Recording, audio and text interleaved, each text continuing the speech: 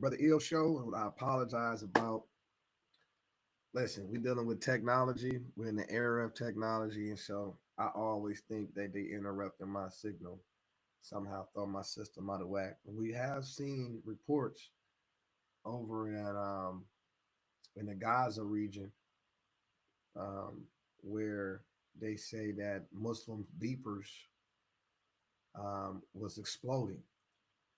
So it's been reports, uh, global reports, that people have access to technology. Governments, regimes have access to technology that can obviously create a cyber attack. So I'm always in that mind frame when I when I'm when I'm doing a demonstration. It's like, hey, what would cause that to just happen out of nowhere? I've been on a computer 50 hours, thousands of hours, and when I have an important, or what I feel may feel like is an important message to the world that I want to share, that I would like to share on our platform here.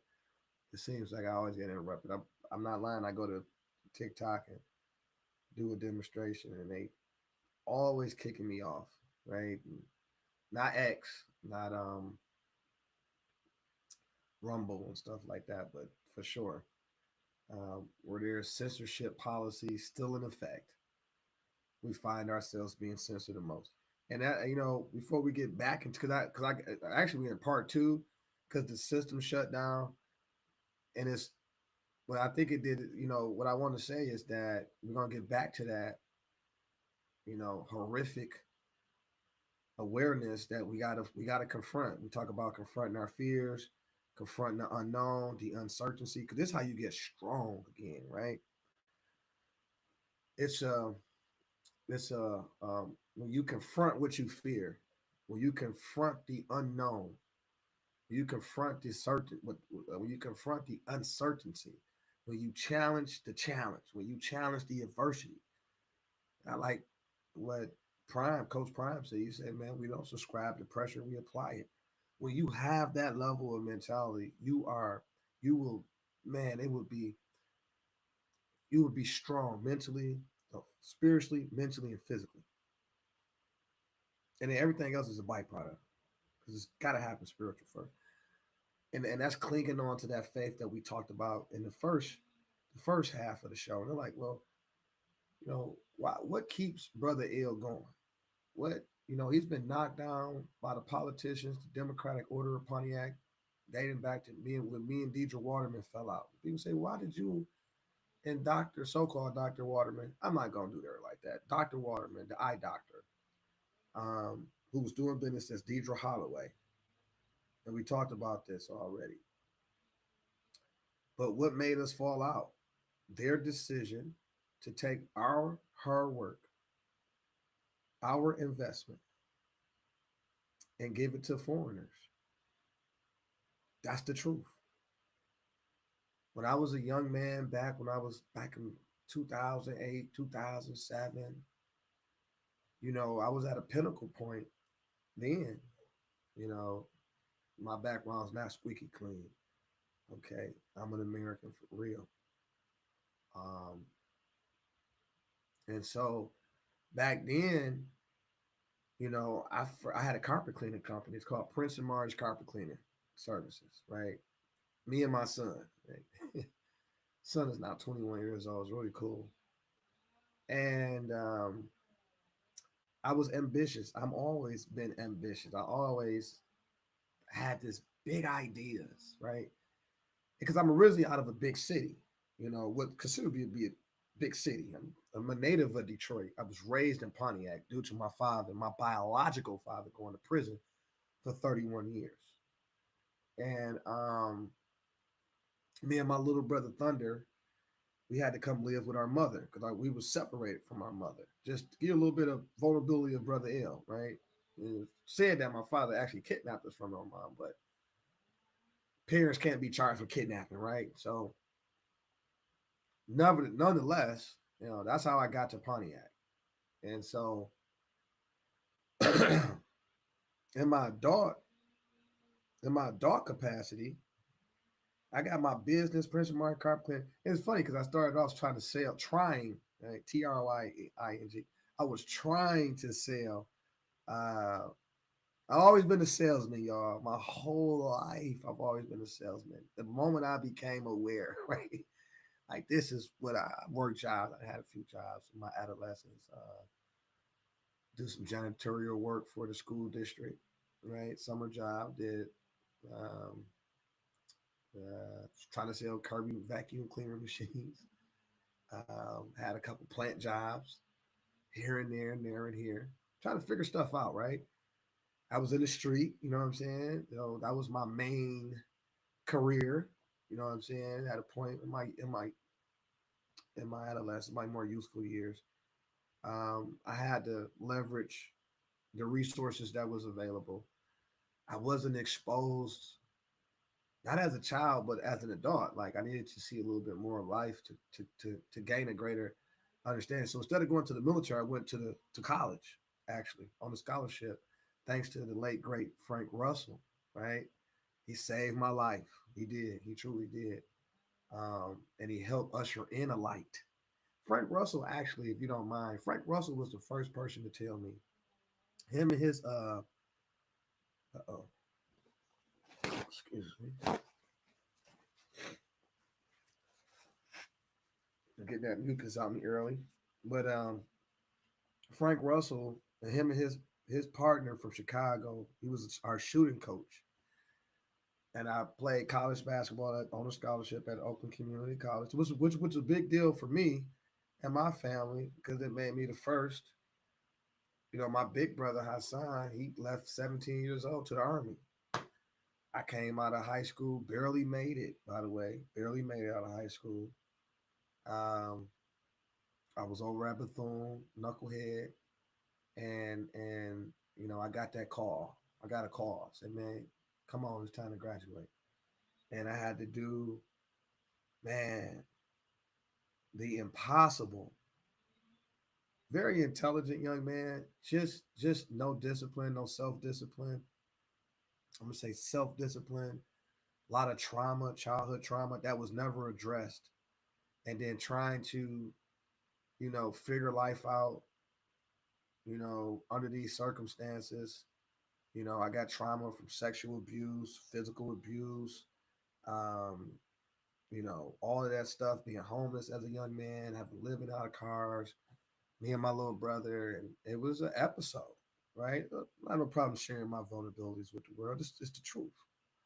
And so I had to try to package that up, come into society, because in Pontiac, I went from the mountains of California into the streets of Pontiac, right? So I don't know anybody. I had to fight my way into friendships. Don't got any relatives here, just maybe a few before they all moved out. Because nobody's actually from Pontiac. My mother's side is from Chicago. My father's side is out of Detroit, and all of them migrated into those areas.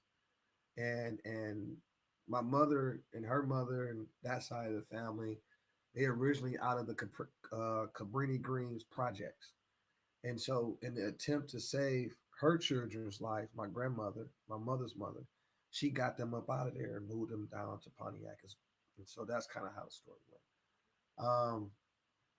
But as an adult, went to college, failed my first year, struggled my second year. It's a 2 year college. And the reality was I wasn't prepared for college. It wasn't that college wasn't for me. It's just that I didn't have the capacity to learn at that level. And so I was grades behind. I shouldn't even been out of school really. Um, or like my brother told my mother a long time ago, get Prince out of Pontiac School District. He actually got some talent, and he actually just need to be in a different environment. And that means so much to me, though. Like being exposed to the private schools through my son, and being exposed to the educational infrastructure through not only my mother being on the school board for all those years, but also me running for school board, having to learn policies, having to learn the infrastructure, having to build a network and colleagues, and then all of the work that was done on behalf of the school district and the student population and the community that myself and others got accomplished. We actually achieved these things and brought the district out of a 58 point some $1 million deficit, restored some normalcy, restored some integrity. It was a demoralizing defeat, the status quo of which our community were operating under. You had the state tab board in here over the city, where the city councils and mayors didn't even have a key to the doors to get in. You had the school district under state control via receivership, or what you want to call a consent agreement, which was really just, at the end of the day, it was bankruptcy. It was a reorganization of the bankruptcy. And that only happened because people were stealing. We should be held accountable too in all of this. We have accountability in this. We failed to secure our borders, political borders, our household borders, our educational borders. We failed at these things, and nobody has told us straight up. Everybody's saying, "Oh, it was the Biden minute. It was this. It was Clinton. It was Trump."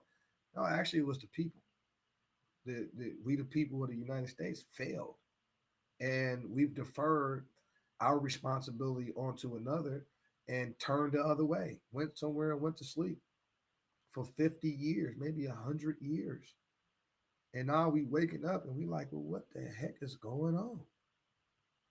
This no longer the United States of America. Now it's the United States of Ukraine. And now it's the United States of Israel. And now it's the United States of this country. And now it's the United States of NATO. And now it's the United States of the cartels. And now it's the United States of China. It was like, well, and it took for me to get involved at a political level and say, this was before Trump ran for office. I was in the game back in 2012, 13, 11, 14, 15, 16. And then here comes Trump.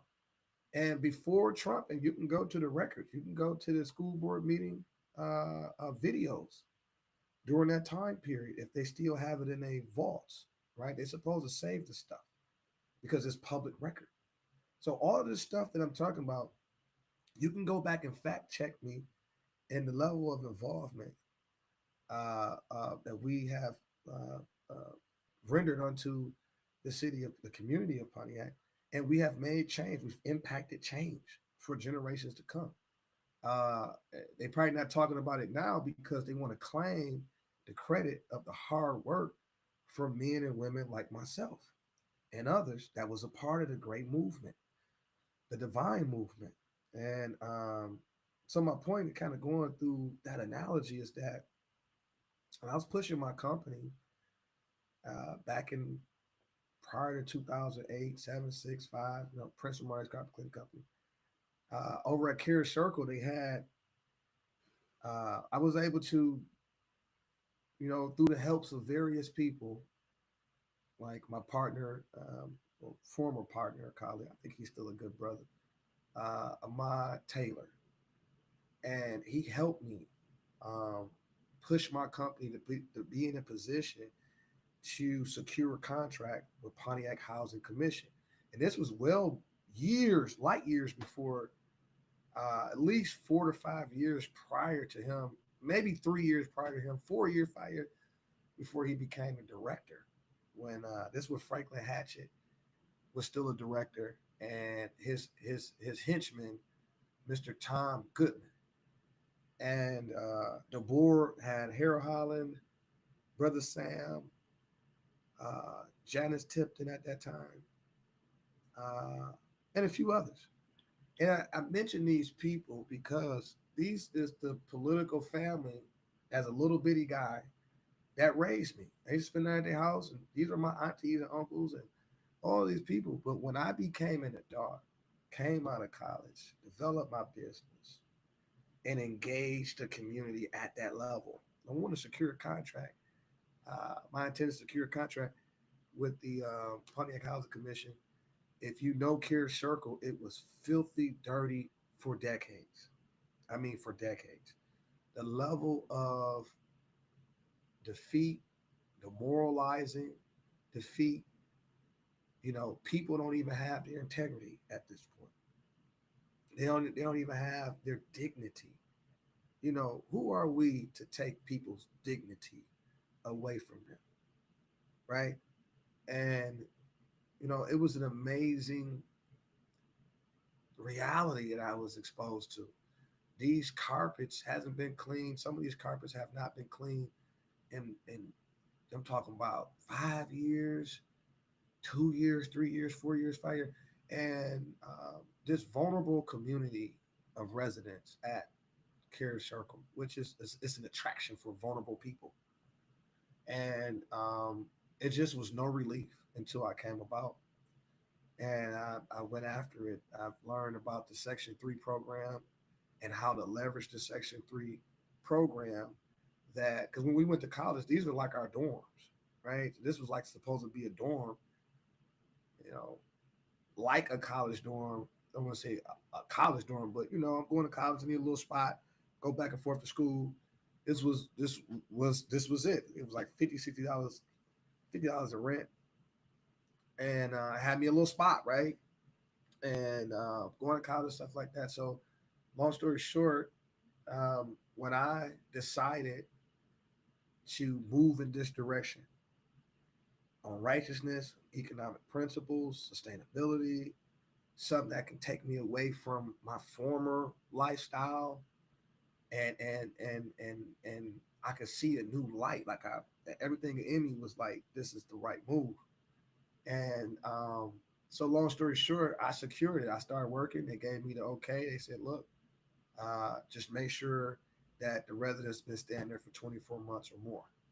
And I think we got to like 29 units, 30 units or something like that out of the, or maybe it wasn't 30, maybe it was a little bit like, I was about anywhere between 15 and 30 units. But as we doing our thing, they shut it down. It was allowed to be shut down.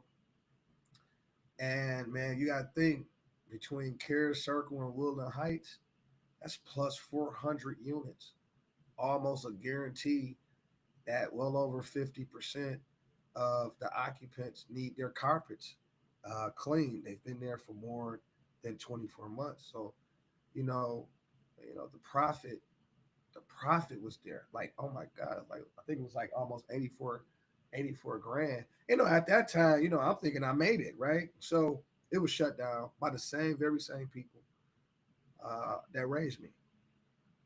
And it was just unbelievable. I didn't quite, at that time, I was emotional. I didn't understand the game. And that's where I started to learn the business game at. Hey man, you got to learn about kickbacks. That's the first time I heard about kickbacks. I was like, kickbacks, what's that? So the maintenance man, the administration, they want their kickbacks. We give you this contract for, $84,000, $100,000. Okay, you gotta do a kickback. You gotta give back to us our pockets.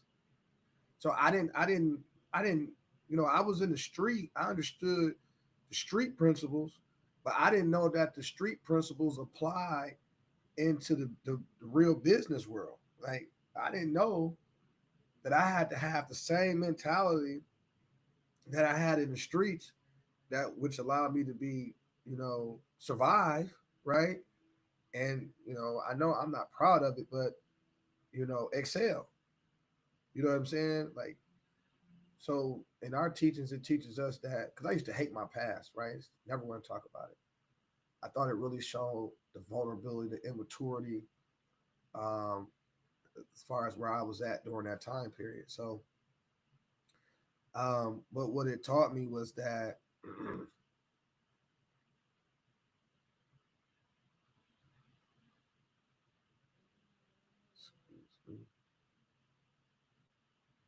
okay, that's all.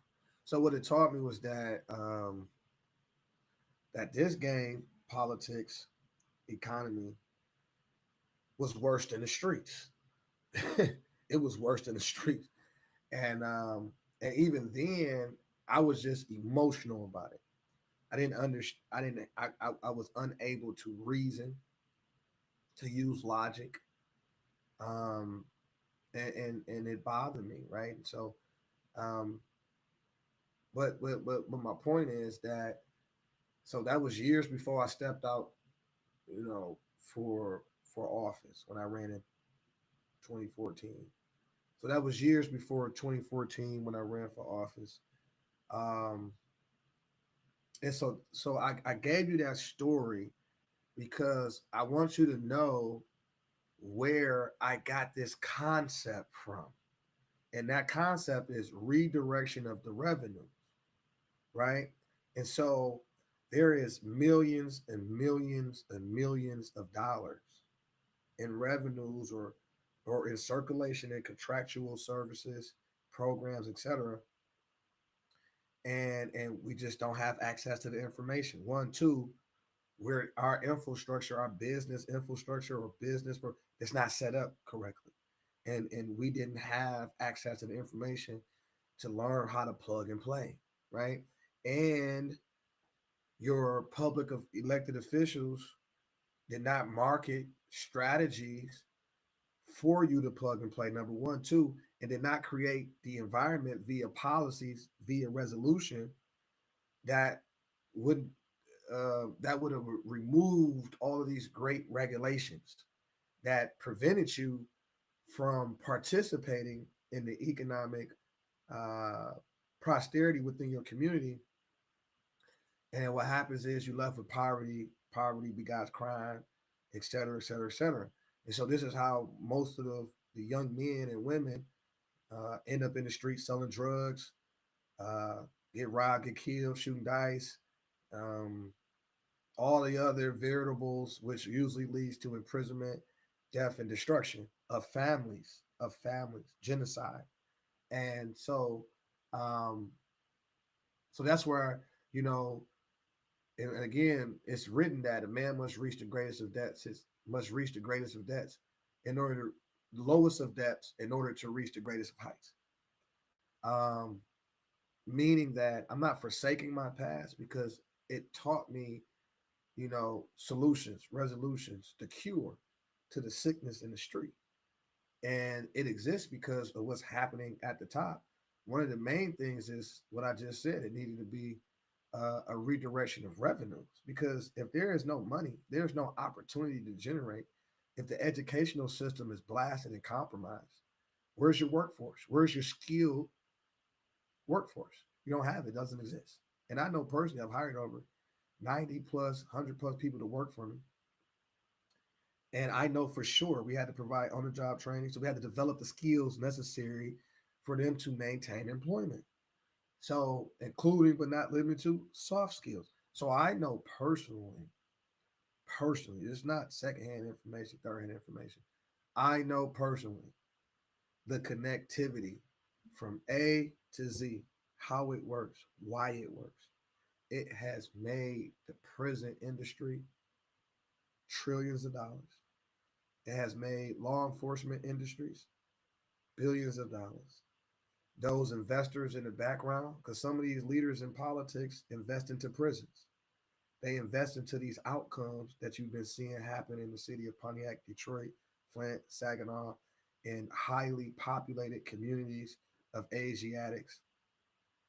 And you can see uh, uh, the the genocide tactics, right? That's why I started off with saying, well, how do an American, how I'm an American, a Moorish American, um, however, and I'm actually the original American for the record. Um, but if you go into the definition of the term in the Black's Law, not Black's Law, but Webster Dictionary, unabridged, 1865 to 1921, I'm the original American. I'm going to claim that. Wasn't brought here on boats, so I know about the trickery and conspiracy against my rights. And but I posed the question again to every other American watching today: how does any American never had a felony is prosecuted and convicted in a United States court, in any court within the United States, for a gun, for bearing arms? It's just that's a holy place. Like, there's nothing you can say. That's corruption at its highest level. The judge should be prosecuted. The prosecutor, Jessica R. Cooper, should be prosecuted. The schools are in collusion because you didn't teach civics, the leaderships. right? The state itself, the governor's office, there's no way you didn't step in. The Judicial Tenure Commission, the uh, the bar, the Oakland County Bar Association, the state of Michigan Bar Association, because these are all violation under the Michigan Rules of Professional Code of Conduct. So if you go into the MRPC, which is the Michigan Rules of Professional Conduct, any attorney, all the attorneys have an oath. Number one, to the Constitution, they're officers of the court. Number one, two, it's rules that prevent them from prosecuting, litigating a matter which they know is unconstitutional. Okay, so they don't have any wiggle room. Like a guy, myself, or a sister who's defending themselves, like the court has an obligation to protect you where you're in self-defense mode. They have a obligation, a constitutional obligation to protect your rights while you are in this self-defense capacity, which is really the only true capacity that you need. Why? Because there's a conflict of interest. The judge has an active bar license. He's actively a member of the club. And the club is trying to prosecute you. So you like, why is this judge being so mean? Because he's in on the outcome, which is an increased income to his bank account or her bank account. Why you think child support exists? Why you think these judges, and they're not, and be honest with you, according to the Constitution, if any judge, representative, senator, president, executive, don't matter, anybody violate their oath of office by any action that they take, your office is vacant. And they don't have any immunity. The immunity is waived because they intentionally and or willfully commission and act contrary to the law of the land. Okay, so keep that with y'all. So I gave you that so you can understand, you can all start to understand where I'm coming from here. You're like, well, damn, well, this is why they fought like they fought against Trump, they fought against me. And what they did, because because we all show signs of who we are in our adolescence, like, hey, this is going to be a future leader here, right? So a lot of them children you think is bad, they're not bad. They're leaders. They're going to question things that they're confused about. And they should question it, right? It's like that's what develops your intelligence is your ability to question, leaders, teachers, preachers, moms, dads. I mean, in a positive way for a positive response. But I love the intellect to challenge the intellect because I can see the leadership. In fact, I'm in the business of actually producing future leaders, or I was in the business, right? Now I'm focused on my children, but I'm still in the business, right? So that's why I took the children to the Capitol. They had the Brother L Youth and Government Day. What I did was simply merge civics, education, right, and sports, because sports covers the health and wellness components, the organization, teamwork, sportsmanship, the perseverance, the strategy, vision, getting beat up, fight back, right? Not being weak, like all the qualities you need to be great business leaders, to be great social leaders, to be great spiritual leaders, to be great political leaders, right? To be dominant, right? And have that will, that very strong will to win. And so, as you can see, that the Democrat Party of Pontiac and the DNC, their policies are absolutely contrary to what I just said. They want to break the man, make him weak, make him subservient to another man. And then he looks to his family looks at him like this weak, fragmentation of himself. Well, why should I listen to him? So this is causing these destable. Um, this has destabilized our families, right? And it has developed what they call vulnerable communities. Why would they do this? Because they're vulnerable. That's why. And they want everybody to feel that vulnerability too. They want to, what they say, misery love company. But I'm giving you this stuff to put things in this proper context. Like, where did he get this redirection of revenues? So in my former past life, uh, my focus, and even now, has always been the same. Get access, get entry, get in there, get the resources, and bring them back to the community, and divide the resources up and dispense it out to the community. That way, that'll ease the tension. That'll provide some immediate relief, and that's what we have successfully done at a high level for 60,000 residents of the city of Pontiac. So this is why me and Deidre Waterman, the former mayor, who we put in office, we installed her in. She didn't have the people didn't know her, even though her handlers were, Pastor Jones and his crew. Uh, what's the guy named downtown? The Cunninghams and his son, little millionaires, and a few more hidden hands. And like, you can see the hidden hands when the money come in. So when there was no money, and I'm in a room full of dozens of supposed to be leaders, from civic leaders to business leaders, and everybody's just in this room. And I've been in many different rooms, whether it's Committee of 50, whether it's the mayor's office, whether it's the council's legislation office, uh, whether it's my office with bankers, or with other nonprofits or for-profit groups, or just powerful individuals that has some kind of influence over the community. And when I'm in these meetings, man, people are talking about, we don't have no money, we don't have the capacity, it's nothing we can do. So my children and your children are supposed to suffer and be without the necessary elements that they need to have a uh, developed, mature community that's thriving, economically thriving, low crime, um, graduation rates. All of their youth is aspiring to be greater than their forefathers and foremothers. Um, so I'm in a room with these people with no confidence. That's why I have no confidence in them, because they had no confidence in our people. They did not, and they could not tell.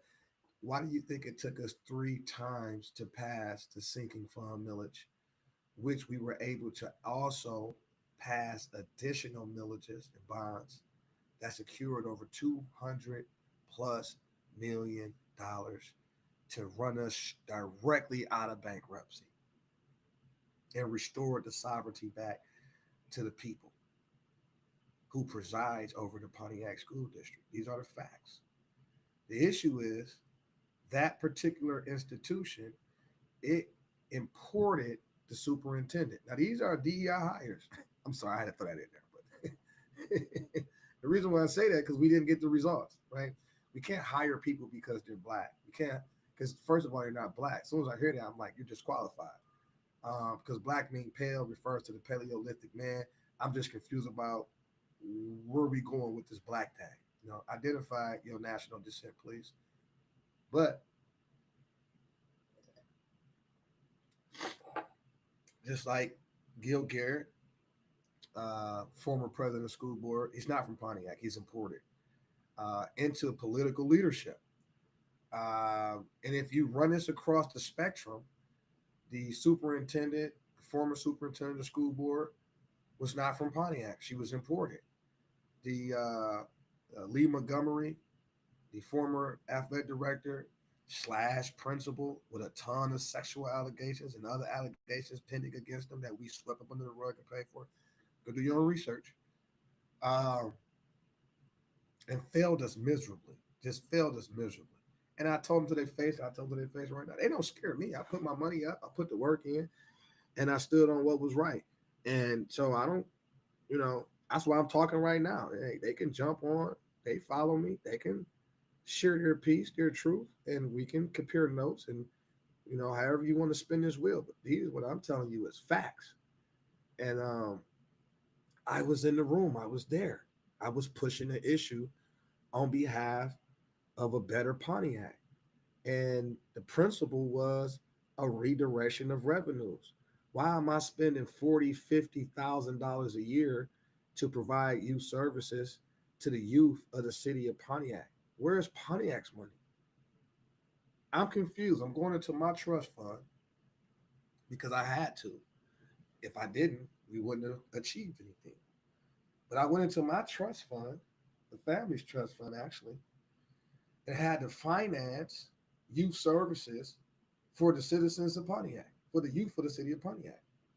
I'm just confused when I go into a meeting and I see boatloads of cash in writing in different funds that's set up that our program don't have access to, but yet we got at a certain time we had almost 200 people in the program because there was no youth center. Excuse me, due to the bankruptcy, all of this stuff was shut down. But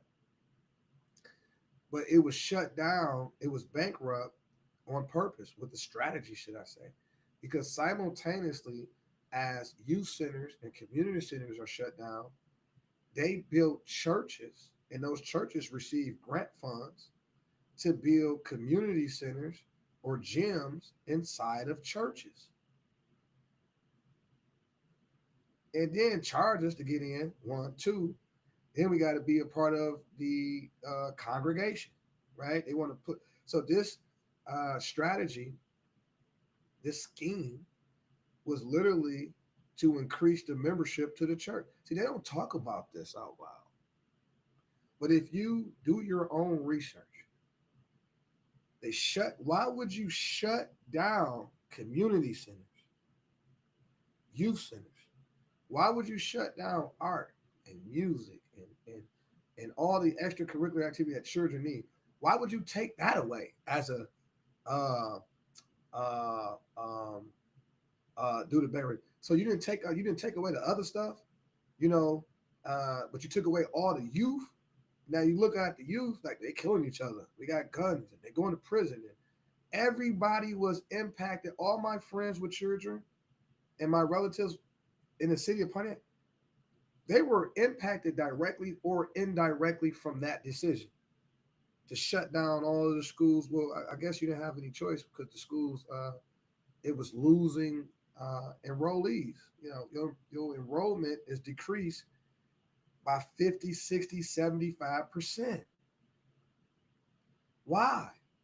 Because the school district did not have the capacity to actually deliver on what they motto said, which they said it was delivering a world-class education, which was a lie.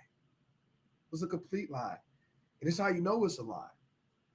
When you go to the Catholic schools and you give a hard observation and comparison of the difference between the public educational curriculum versus the Catholic schools slash private schools, you would just be in awe and amazed and realize, oh, this is why we got to buy our houses, our cars. We got to level up our bankers, people in control of the money, the issuance of the currency, the issuance of the weaponry, and anything that really matters of relevance. We got to go through the students who attended these kinds of programs and institutions. And while me and you sit here talking about it's tight, no, it's tight because of the policies that's in place, right? To create an environment that you're suffering from. And you just never see it because somebody's on TV or somebody's in your ear or somebody's at a council meeting, board meeting, or a teacher's in your classroom saying it's racism. It's racism. I'm just a little bit confused on how it's racism with respect to it's the white man's fault or white people. And I say, well, dang, um, it appears to be racism, but not by so-called white people. They're European descendants, right? So they're German, Dutch, uh, Roman, Romania. Well, Rome will be all the European nations combined. I got to say they're Romans, right? But the Italian, the Greeks. You got to go back into the 6 European tribes that we brought into the fold, the government that you now call the United States of America. You got to know the history, right? And so we talk about, so that's why I say so-called white people, because what that does is cover up their obligation. Like, we talk about white people. I don't play that game either. White means purity, purity means God, God means ruler of the land, and they tell you that they're a nation of immigrants. They came over here from another country. This is why I told you I'm the original American. You can see all of my landmarks right here on the land, and you got pyramids in there with my face in there, my ancestral faces in there, and my technology and the education, the contribution of humanity. So it's like we're in the 21st century. We just refuse to be like still be lying about who we truly are and what it means. Like that's some bull crap. Like you don't have to dumb down anymore. Trust me. I had to dumb down for about 10 years just to be able to be in a room at their level because I'm up here and they say, man, you always going over our head. I'm just confused how political leaders don't understand political jargon, economic language, and the necessary diplomatic strategies and stuff that has to be employed on every level. Like how you don't know this. So I realized that it's a facade, it's frivolous. Just because they got suits and ties on and they got these fancy titles, it means nothing. Okay? Look at Pontiac. They had doctors and lawyers running the city for 50 years. And what happened? Oh, wait, what happened? Same thing with the school district. They had doctors, the superintendents, doctors as presidents of the school board. And look what happened to the Pontiac School District. They they they used their doctorate degree to steal, to lie, to deceive, to destroy. And believe me, people has died in vain as a result. And they don't know what the heck is going on because somebody keep telling them that it's racism. But yet we jumping on TV, we moving about in the public, and we're claiming that we're the pale people of Europe. And it's like, you're not a Paleolithic man. What are you? Hey, what? You don't know history. You allowing somebody to tell you something without you actually going to do your own research. And this is the civilization that we are rapidly moving away from. Like that's what I see totality is that the communities of the earth, including the United States, is has a real awakening. Like a collective consciousness is coming about. But everybody's saying, wait a minute, this don't make any sense. So I'm pink, and then they're green, and then everybody else, he's Romanian, and he's Italian, and she's Nigerian, and they're Chinese, and I'm like, well, there's Korean, and there's they're Hmong, and even the guys they try to hit you with I'm Arabic. Hey, stop, man, stop. You Arabic? Hey, man, what nation do you come from? Oh, Yemen. Are you Yemenis? Yes, sir. Why are you telling me you Arabic?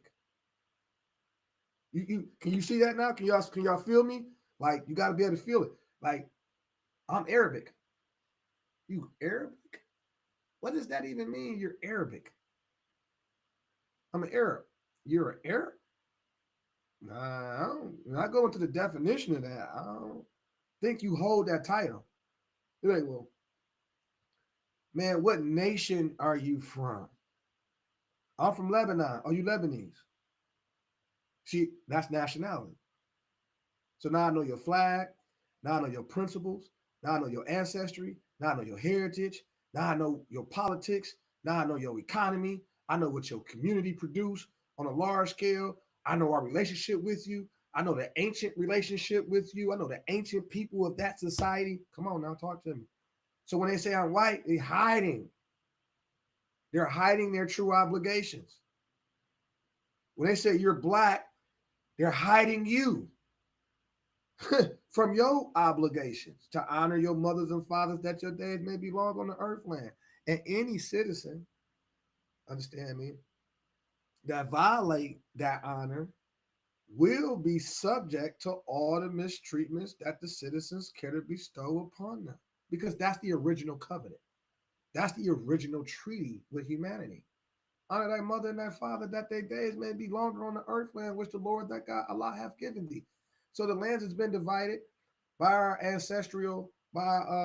ancient ancestors, and here's yours, here's ours, here's this, here's that, and now we are at the table, and this is a management team. Okay, we got to take care of the land. It's our job to be stewards of the earth, to take care of the earth, because the earth has been given to us for our benefit. Right? You got heaven on earth. We in the heavens, and we able to take thought and develop that thought and manifest that thought into the reality that we seeking. That's your power. That's your authority that's been given to you by God, and you have a right to protect that. So the first 10 amendments, I'm going to say this too. The first 10 amendments is basically scripture. It's a holy scripture. It's divine. That's why the first thing it says is Congress can make no law respecting an establishment of religion. Okay. And or prohibit the free exercise thereof. Right? They can't you can't be criminally prosecuted. Right? The state governments cannot, the state representative governments, city, county, cannot intervene or take away or deprive you of your religious rights, freedoms, and liberties under the color of state law, rule, ordinance, code, etc. It's impossible, right? In America, in the United States of America, it's impossible. And every judge and everybody on the land with a legal title is subject to my rights. My rights is which is the law, and it is written. A lot of people just come off the head and start talking. No, no, no, no, no, no, no, no, no. You know, reading is a spiritual practice, a spiritual exercise. They say reading funds the mental. Reading funds, meaning your bank is a bank account. It's a receiving and it's also a sender, right? It can receive blessings and it can send blessings. It can receive thoughts and it can send thoughts. So reading funds the mental. It's a spiritual exercise and practice. So when you read the first 10 amendments and you understand the timeline, and you read the attachments, all of the attachments, Declaration of Independence, Articles of Association, Articles of Confederation, the Moorish American Treaty Agreement, the 1787 Constitution that was issued at the same time, and then ratified in 1789. You said, wait a minute, dog. We was involved. We was involved in the Congress. How do you say that? In Congress assembled, the United States of Congress, something like that. I can't. I'm sorry. I got to get the correct. But go in there and read it. Read it for yourself. Go into the Continental Journals of 1774 through 1776. Go in there. See how your ancestors were involved in the development, the level of contribution. Where did the Republican Party even come from? Who founded it? Like that history is important. And for us to downplay history like it doesn't matter today, you out your rabbit mind. I hear a lot of people say, my neighbor said, oh man, history, I don't concern my so how do you prevent repeating the negative history if you don't know it? If you don't know your roots, how you gonna grow? Where you gonna go? I'm like, that's blasphemy, right? But to each his own. But I was able to convey to my neighbor actually a certain truth in a certain way. And it appealed. He said, you know what, Brother Ill? I never heard it that way before. You right, man. That's it. Because you got children. You're gonna want them to say, forget your history, forget the things, the contributions that you done put down for them to have a way. You done paved the way for your sons and daughters, and you gonna they gonna have that your attitude and say, man, I don't care about what my dad. That's history. I don't care about that stuff. What are you talking about? Hey man, we as parents that's raising children, we sacrifice our livelihoods I don't think you have to when you learn, you know what I'm saying, how to be a parent, you know, because I think that's like overkill. Like, you know, we have this predetermined notion. And I had it. And I was like, dang, you know, I didn't sacrifice. I don't I don't even remember a time lately. I haven't went out in years. You know what I'm saying? I took and we've been having to stay focused on the mission, making sure our sons and daughters have what they need first. And that's our fun, right? We had to create a new ideal of fun and happiness and joy. And that's okay because it's a reality. We love our children. And the issue is that I don't have that same uh, position anymore. I don't think I had to get around some other people. And I love the fact that I moved um, out of Pontiac. I love it because I was allowed to get around some different people and see some different things, people that's taking care of their families and still have time to have fun and go see things and go date and go party and then get back to business. So I had to see that and say, wow, me and my wife need to have a conversation, right? I'm not 90, she's not 80, and we still young. We're going to get out here and have some fun, a whole lot of fun, right? But we are people who sacrificed our livelihood, not just for our children, but for other children, right? I've been out of town probably more than anybody else, but other people's children. I don't know a person that's been out of town more than me with other people's children, right? You know, my first time to Disney World, I had other people's children with me to experience that all together. And it's a noble thing for me. It's noble, it's honorable.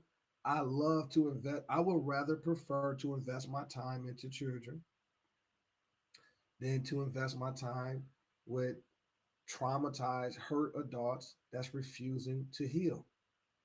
It's just my position. Um, I'm in my most godliest form when I'm focused on our future through and this has been listen, I remember I'm gonna share that story with you before I move on. I was in City Hall, I was giving this speech, this powerful, powerful speech. And I had a handful of children on the right side, I had a handful of children on the left side.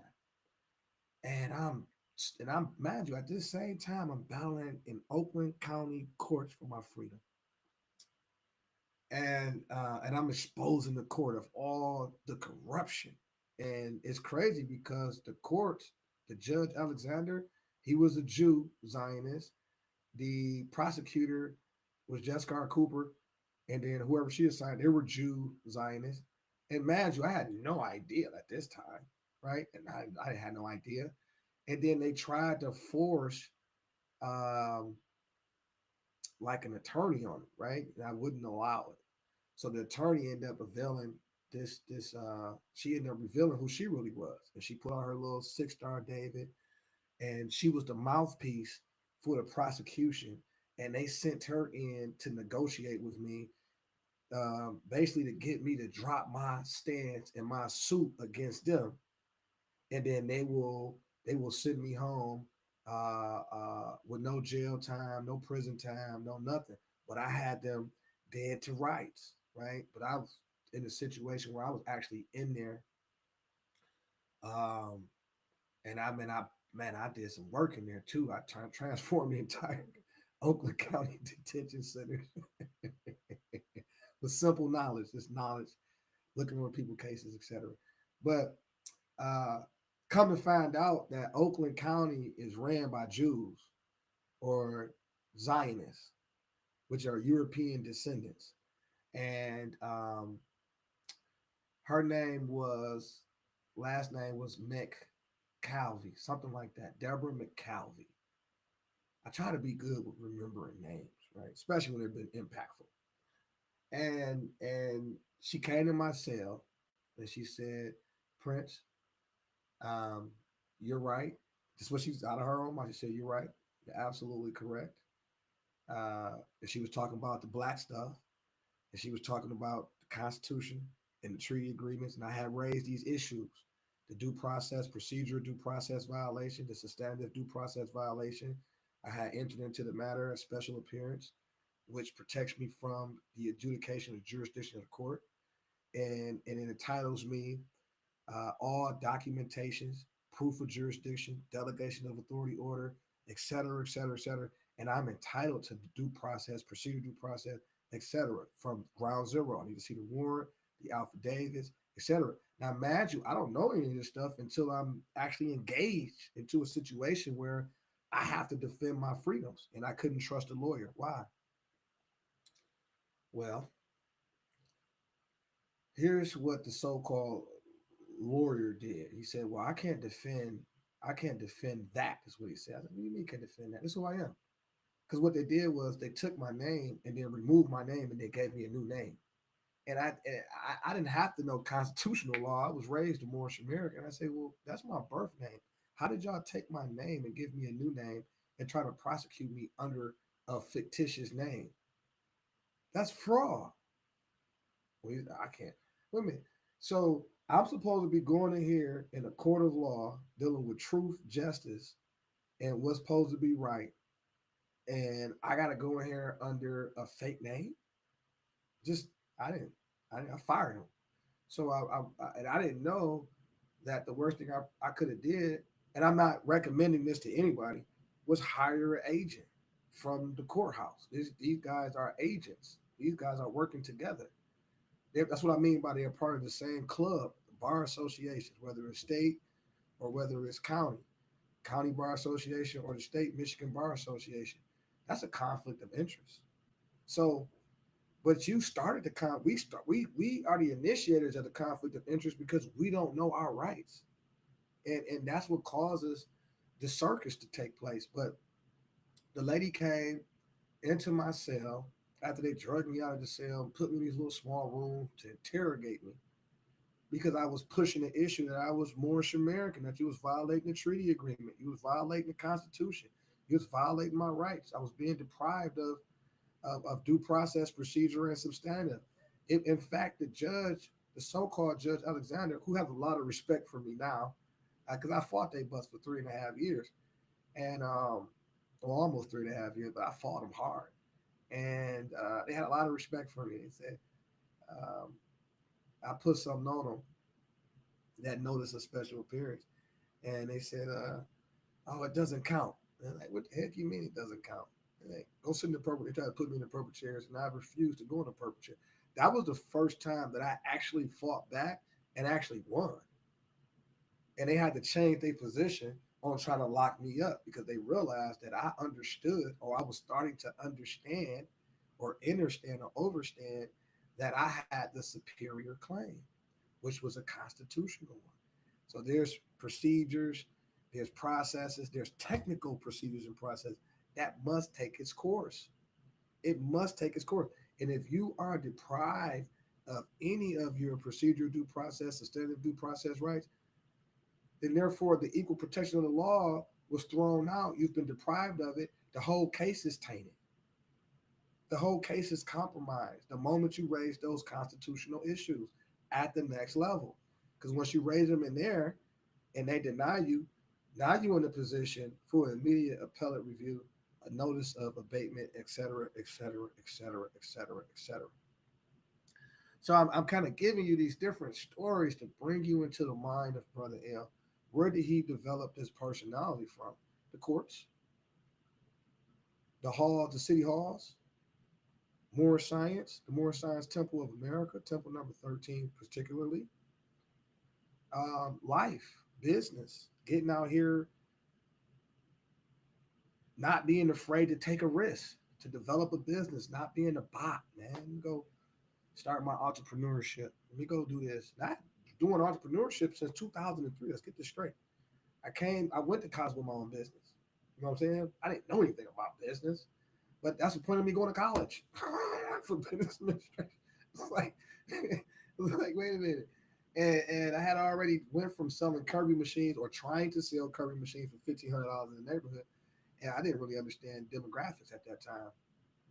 And so I took it and that same machine and started cleaning carpet per room for $25, and that's really how I started my first business.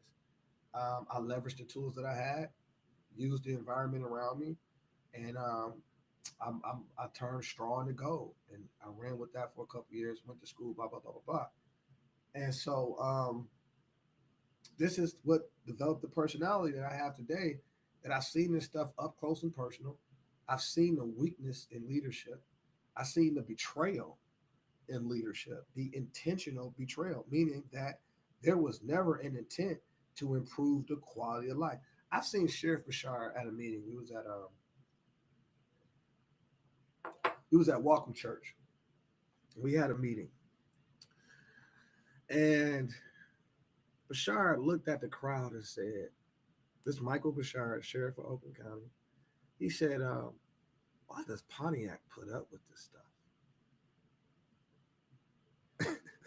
And it probably flew over people's head. People probably didn't hear it, didn't want to hear it. But it's a relevant point.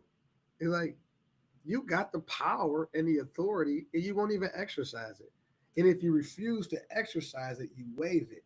You give it to another, and they using your authority and your power to enrich themselves and destroy you and your family. That's amazing, right? And so I give respect and honors to Sheriff Rashard because every one of my encounters with him has been on the up and up. It's been on the up and up. We had a lot of I literally created, helped create. Was one of the only two people in the room, me and Pastor John. We developed what they call the Sheriff Powell today. Myself, I led the way. Pastor Jones was in the room with me. We took on that situation, and via that, we already had a viable program, sustainable, was doing this thing that we were simply able to adopt the Sheriff Powell um, as the Sheriff Powell into the programs that we already created. And so this is before the great sellout because he Pastor Jones sold us out for sure. I was out of town with the youth traveling at a competition, and we came back. He didn't transfer all our hard work, functions, and authority over to the Dream Center, who was known for coming in through Troy Craft and others, Sewell and others, to really, in my opinion, steal and take our ideas before we were able to implement it because they had the resources and backing over at the Dream Center. In fact, me and Lorenzo Sewell are pretty cool today, but we wasn't always cool. They sent this guy in who had mega billionaire sponsors behind him, and they wanted to send a guy in who looks like the community. This is all my observation. And he had a problem coming to my community and exerting his dominance because there was a guy, a character there named Brother Ill, who had already secured the area. And we had a mega program that was already doing its thing. And and and and I'm a big religious I'm a big religious guy myself. So and we talking Moorish science. We ain't talking uh, myths and mysticisms of Greek mythology or any of that stuff. We going into the roots of our who we are, our being, the fabrics of our being, and they couldn't stomach it. In fact, they attacked me when I was in the Dream Center with my basketball team. They decided to hold an event there, and this is where the bad blood end up coming about. And they call themselves in their security ganging up on me, uh, pulling me into a security room and telling me what I couldn't do, and I hadn't done anything, right? But brought water in, but beat Brother Eel. And that was offensive to them. But yet you holding a public program at your facility, and the first thing you want to do is attack me because of my religious faith that I'm living. That was an amazing understanding. And they had these two guys, these little security guys, which were in reality drug addicts. And it was kind of hilarious to me because I'm a fighter. I'm a fighter, and I don't mean like I was a boxer back in my day, but I mean a fighter, like a fighter. I'm gonna fight for truth. I'm fight for the youth, what we believe in, what we standing on. I'm gonna fight for that. And so I pushed back hard. And when they came into the room, trying to be a part of what our synergy, I spoke up. I said, "No, you guys are discriminatory towards Muslims. You are discriminatory towards Moorish Americans. You're racist, basically. So why would I be a part of in leadership, be a part of a table, and allow these people to come in and cipher our hard work when they're racist? They're absolutely racist. That's a fact. They're racist. They told me in my face, we know all about the Moors and Noble Drew Ali. And I just couldn't understand because I wasn't pushing that on. Like, I didn't understand the conversation. I'm here for a basketball game. Why are your security guards and stuff trying to put me out for me being me? So, no, you can't get our programs and all of this stuff. And so they apologized to me. They did an apology. The little representatives of the Dream Center, little proxies, they apologized for that level of behavior. We kind of met on common because I'm not a guy. I'm a forgiver. I'm a forgiving person. I don't hold grudge. I don't know how to hold grudges, but um, you know, I forgave them in the interest of moving the community forward. I put it to you like that. But then there was some backstabbing going on with Pastor Jones. Uh, when I was out of town, they did something that was unauthorized, but it was done, and I was done. And so, moving right along, now here come the mayor. We're doing business, and and that's what the Sheriff Powell, the first story. That was with the Sheriff Powell. But so that's how Sheriff Powell actually became a living thing, right? And we created the Sheriff Powell of Oakland County. That's for sure, 100%. So it gives me great honor when people say, I'm the director of POW, or they use that platform to push their political career, like Isha Blanner or Angela Powell or others that say, well, I did karate, I brought karate, I did this with POW, POW, POW. Well, I am happy to say that we created that venue, and we are happy to see that people have been able to benefit from it, because that was the whole point, right? Like, that was the whole point. Sheriff said, "Look, man, I got corporate backing. You all got the people. It's your community. You all set it up, and I'll make sure it happens." And those pastors said, "Well," and Frank Russell was there. The late great Frank Russell was there. And that was what. And be honest with you, to actually go a little deeper in this particular story, actually, the late great Frank Russell, my brother Elamine, it was like a father to me, the business partner with me, definitely my mentor. But he was actually the sole reason why I was on the sheriff relations team. It's because of Frank Russell. Frank told me one day we were talking. He said, "Brother L, I need you to come to this meeting. I need you to see what I'm seeing, man. These preachers is up in here telling the sheriff, whatever you want to do, sheriff, we're just gonna ride the wagon." And we laughed. I said, no. And I actually went to the meeting and I synced that behavior. It's like, wow, I think I know the chief judge was there. My boy was there, David Bowman. He was a commissioner at that time. Jones was there. Jones was there. Turpin was there. Captain Miller, the late, great Captain Miller. I like Captain Miller. I know he might be upset when I say great, but Captain Miller was there. Me and Captain Miller had a great relationship. He was great. For me, he was great. Um, he was there. Sheriff was there. His team was there. I'm trying to think who was on my right side. Frank Russell was there, uh, and a couple other people. Now I'm in there with a cherry with my cherry red fez, and you already know I'm the attention because everybody in the room know that I'm a Moorish American. I'm the Moor, and that means that I know the history around the table. Period. So what it means in short is the gig is up, right? Because they all got the same fez. They're just not allowed to wear it in public. However, exactly what my coach told me was true. They was in there talking about whatever you want to do, Sheriff. We just go, and it was complacent. It was deferment. It was demoralizing to see these so-called spiritual leaders. It's just no innovation, no nothing, no real connection to the people.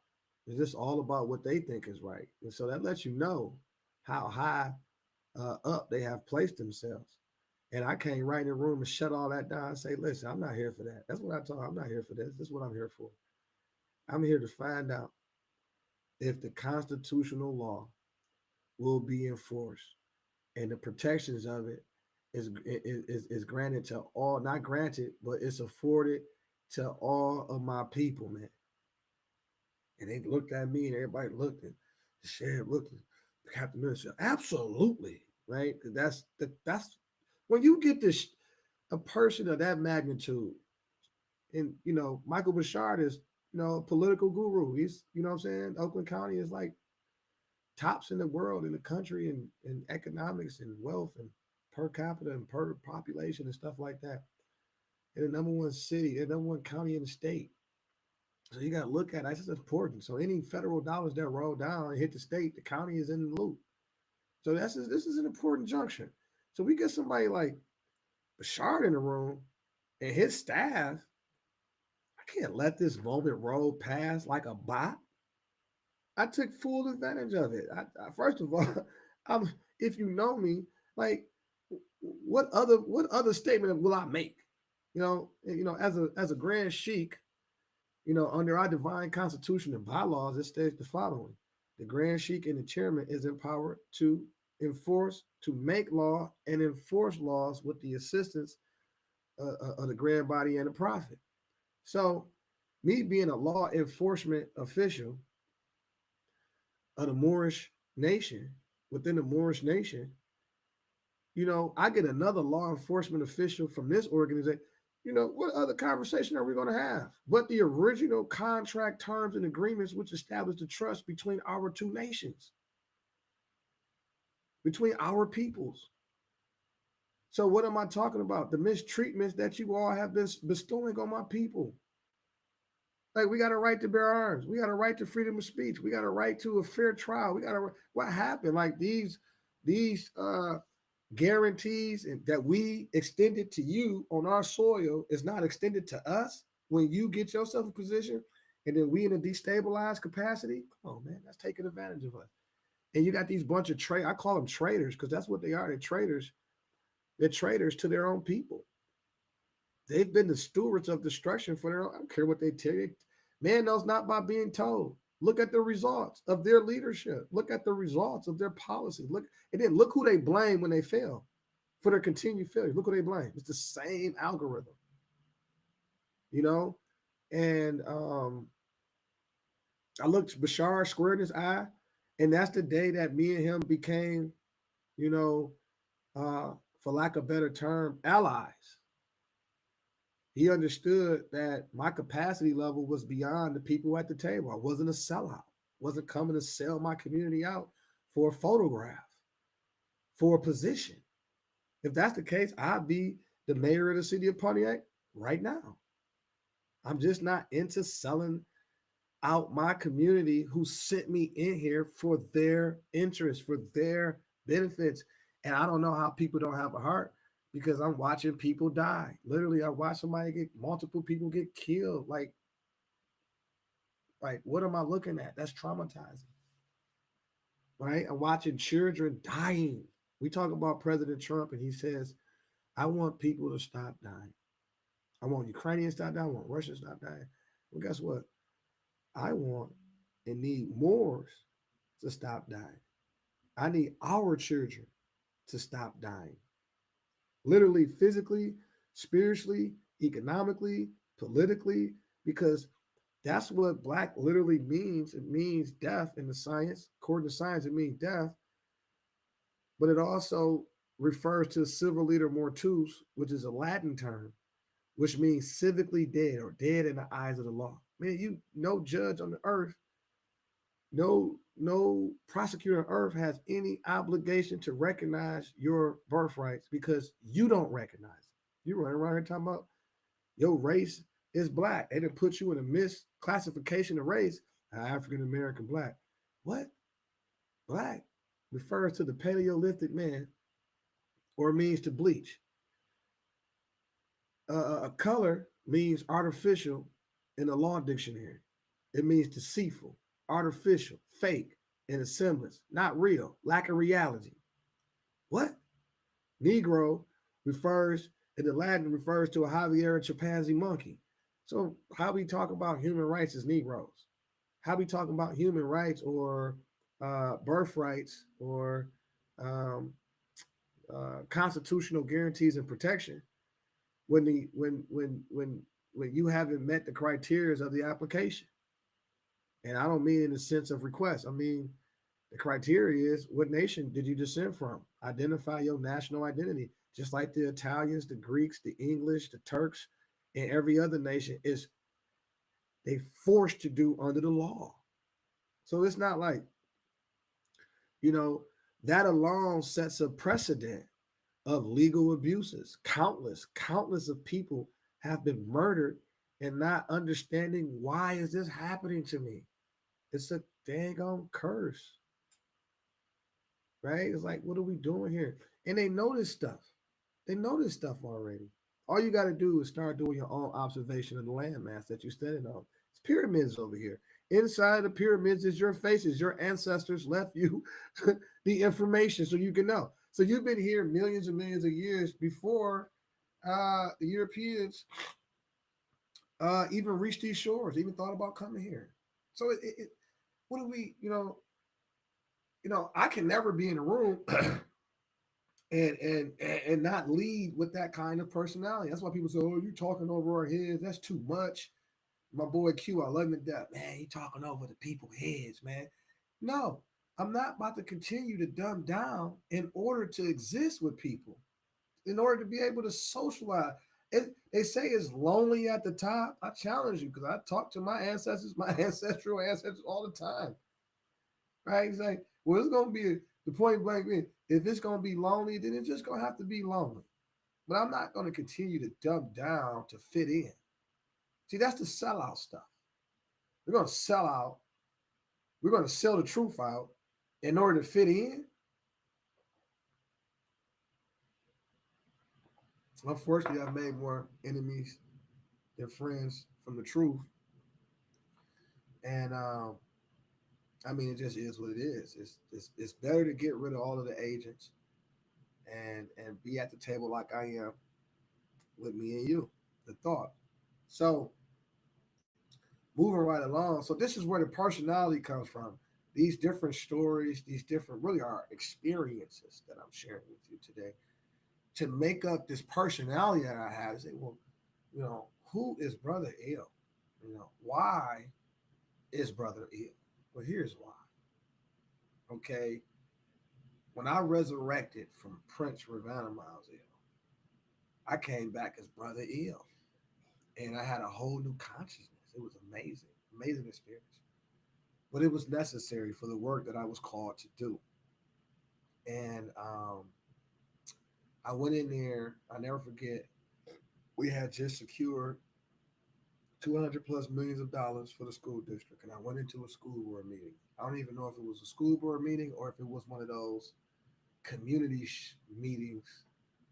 Uh, I think it was ran by Carol Turpin. It was either a school board meeting or one of those committee meetings with the parents or with the community, right? With the board in the board office. But I remember myself, Kano Phillips, superintendent. I think I know Carol Turpin was there. I don't know if Carrington was there, but most of the leadership was present. And then they had a little proxy. This was I'm using the term proxy because I have now familiarized myself with the understanding of what proxy means. And so they had a little proxy, Kano Phillips, for example. Kano Phillips, the CEO of Ascend, the so-called Ascend Foundation, which is a joke to me. But however, to each his own. But this guy, so again, my background is I've had a career of going after the resources, having the ability to find or locate, identify, locate the resources, bring them back and divide it in a community. And then what that does is provide immediate relief, emergency relief. And so We secured a big bag, excuse my language, over $200 million. And I said, I got an idea. I had an idea. I said, look, let's do this with the money. Let's take Lee Construction and the contractors that we got, because I think at that time Lee Construction was what they call like a pass through. And I said, well, and I was already on Lee Construction here because, or interested in Lee Construction because of Frank Russell. He enlightened me that we gave them money from our community block grant funds to help finance the cohorts. I think it was like 25 people a class, and they had a mandate to have so many Pontiac residents attend those, basically like a trade skill school at Lee Construction. He was providing this class, so he was going to train them, graduate them, give them a certificate, and hire them. So he got some money from our block grant funds, and obviously he was a contributor to the Sinking Fund uh, movement. We had the We Care movement. I got my joint in the back somewhere, but I said, man, let's. So since I ended up learning about this, and this is how my mind works. It's the innovation part of my mind. I said, well, let's take the 200, the money we got, that portion of money we got for the sinking fund, those contractual services that we're going to award to Leah, whoever. But let's cut a deal where, since the reports from the school district is that our parent population is suffering from poverty. So they don't got cars, they don't got gas, they got children, no care, child care services, so they can't make the meetings. They can't make it to parent teacher conferences. They can't make it up to the school to check on their children, etc. This is what the reports or the data that was coming back from the school board.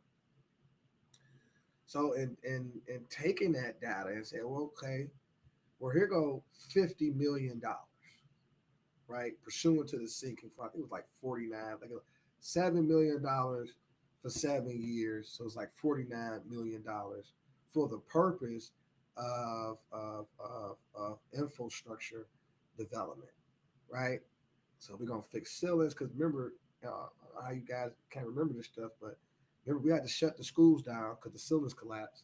And we had to bus children out for weeks out to church institutions to learn. So you gotta understand, and I was one again. I was one of the ones that helped shut the school district down. So I'm like, wait a minute, why is the classroom 90 degrees? I reported the stuff directly to the superintendent, and the teachers will always. You gotta remember, the teachers union actually endorse endorse my campaign back in 2014 because I understood the teachers. I understood, the teachers, the students, the community.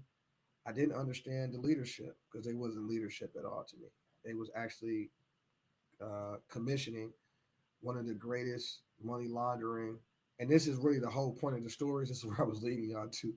They was really running one of the greatest money laundering operations I have ever seen, including but not limited to human trafficking. That's right. Um, and the biggest misappropriations of funds I've ever seen, man. This is incredible what these people was doing to our people, our children, actually. So when they tell you it's about the kids, they love the children, blah blah, they're lying through their teeth, man. I promise you that. It's about the money. How much can they profit? How much can they cipher? How much can they steal? How much can they launder U.S. tax dollars into their bank accounts? That's what this is about. And they're willing to do almost anything to you to protect that operation, i.e., assassinate your character first, cut you off from the resources, the access second. Thirdly, destroy anything, any type of economy, blackball you. And because you were willing to speak truth to power. So um, I stood up in the meeting. I said, look, let's do this. Let's work out something with Lee, and then we can do the on the job training thing because that was like a big thing. Because I did a very brief apprenticeship with Roland, and forgive me if I get his name wrong. Roland Hill. Well, he was the former uh, CEO for Michigan Works before they got bought out, right? And this guy was like supposed to be like super hard to get access to. Well, what I did was leverage my network to get access to this dude who owed my network a favor. And then his job was to bring me up to speed on the information and education I need to advance myself in this particular area. Oh my God. And I was working with professor, a German professor, can't remember his name, but I had the pleasure and honor of working with him through the transition committees for Deidre Waterman on her first term. And because I served on the youth development and the economic transition committee. And so I was working with this guy in Rolling Hill. And when I tell you, and he was a what they call the emeritus professor, German guy out of Oakland University. And when I tell you, man, they exposed me to the world that I knew nothing about. It was just an incredible feature. But I was able to leverage that into my profile and my conduct activities. And I said, well, hey, so I had access to information that really everybody else didn't have access to. And they probably had access to it, but probably just didn't know how to read the data, didn't want to present that data because it was going to expose some stuff. And so, anyways, um, so I'm in this meeting in Kano, Philly. I said, listen, let's take that money and let's put our people back to work. Just the bottom line. That's a lot of money that can help revive households in this community, right? Instead of importing companies, employees, and then all that money we just secured is exported out of the community. So the rule is, when you um, acquire financing or those Federal Reserve notes, that stuff's supposed to rotate around in your community at least 7 times before it leaves out of your community. So of course you can't reach the level of sustainability. You can't have a surplus when the revenues that's generated from within a community is exported out of the community. So hence the term redirection of revenues. And this was before a Trump administration. I uncovered billions of dollars being laundered out of the community. So you want to know why I fell out with Deidre Waterman? It's because of that. So me and my team, Chris Riley's, Cleante partner, we know as Clee in the community. Um,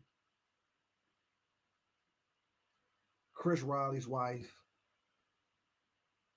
and it was others before us like Michael Covington, Norbert Mosley. Um, it was a ton of young men and women programs that came before us that was trying to work with the district, trying to work and blossom within their community, give back to the community, and they were pushed out. But nobody never said it was because they had all imported leadership.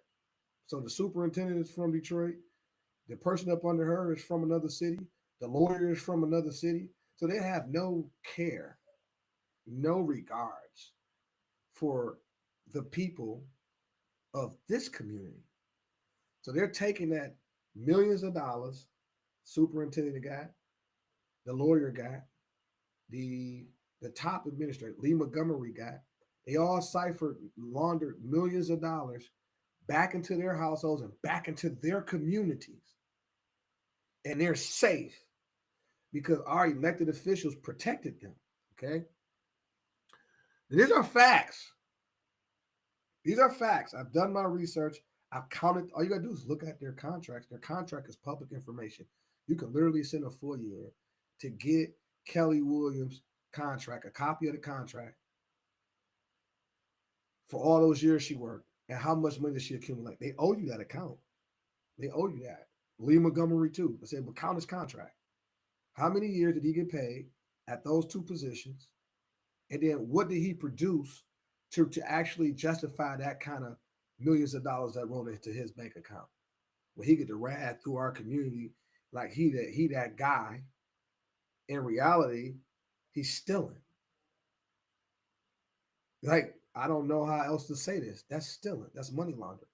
So where are these guys at? Where's you got uh oh my God, we uncover so much stuff. These children had on, this guy's making millions of dollars, but yet the children got jerseys on from the 60s, from when I was in school. The locker rooms were disgusting. The bathrooms were disgusting, right? The whole situation was bold. Well, how are you guys making millions of dollars? I'm confused. How are you guys making millions of dollars? And the children are hungry before the game. Now, me and Maddie Hatcher's not cool at all because of her betrayal. But one thing I will not deny is the truth. When we was in high school, there was a lady named Maddie Hatchett. She was feeding us before games, not just any food either. How do you go to school at 6 o'clock, get out of school at 2 o'clock, got a game at 4 o'clock? Where's your food? See, this is how I know people are not serious about producing quality products, quality citizens. You can't be serious. For one, you need a nap, 20, 30-minute nap, 40-minute nap. How are you at your best and you ain't rested? You've been up since 5 o'clock, 5:30, 6 o'clock at school, learning, using your brain, which is 6% of the body weight, but 20% of the glucose used. So you gotta like, that's a lot of energy being used to learn, to study, to focus, etc. And now you got an extracurricular activity an hour, 2 hours away. Dog, you need to take a nap and you need to eat. And you need to eat something healthy. Like, this is all a part of the program. This is how I ran my program. I fed children. Are you, listen, come on, stop playing with me. Ask them. You gonna eat breakfast? You gonna eat lunch? You gonna eat dinner? Ask them. Ask them. It was just a policy of mine. How I treat myself and others. I mean, how I treat myself and my family. I'm going to extend that same fatherly love out to the children within our community. Why? Because it takes a village to raise a child. At least. That was the principles I was taught when I was in my adolescence by great men, the late great Ken Core, for example. So I'm confused. I've been confused for a very long time. I'm not confused anymore. But I was confused. Like, wait a minute. So they raised us to have these principles.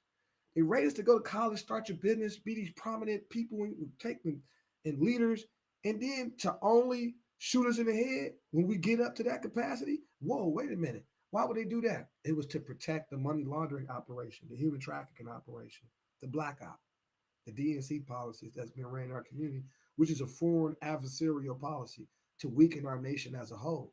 Now, that's the part I didn't catch, right?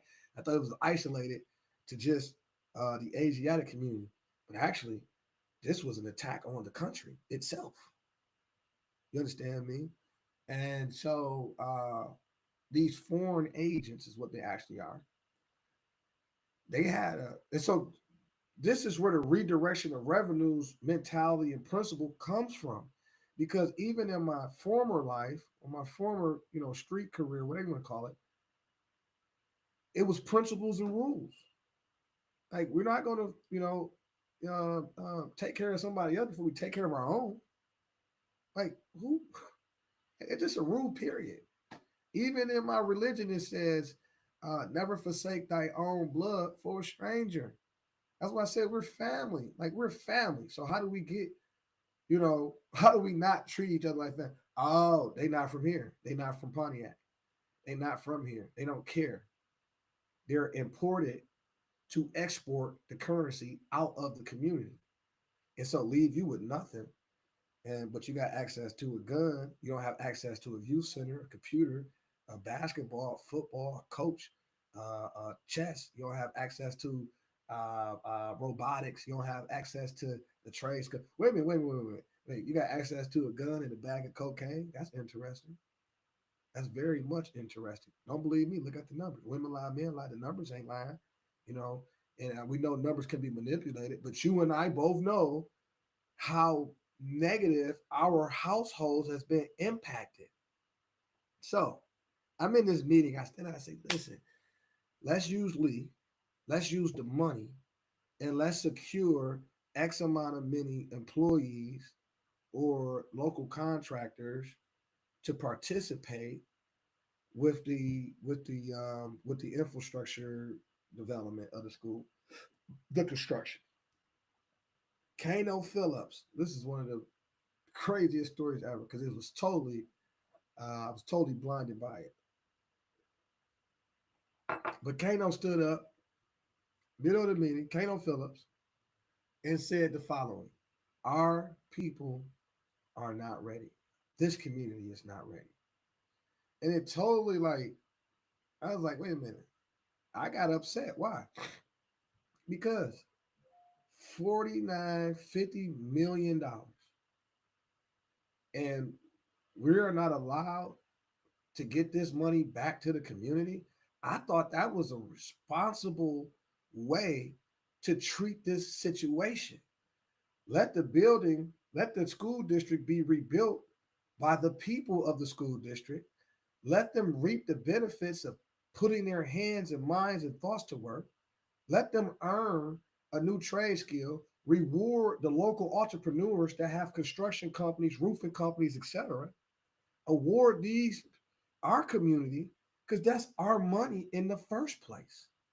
And we fought, I fought, the people, my colleagues fought hard 3 different times to secure this bag.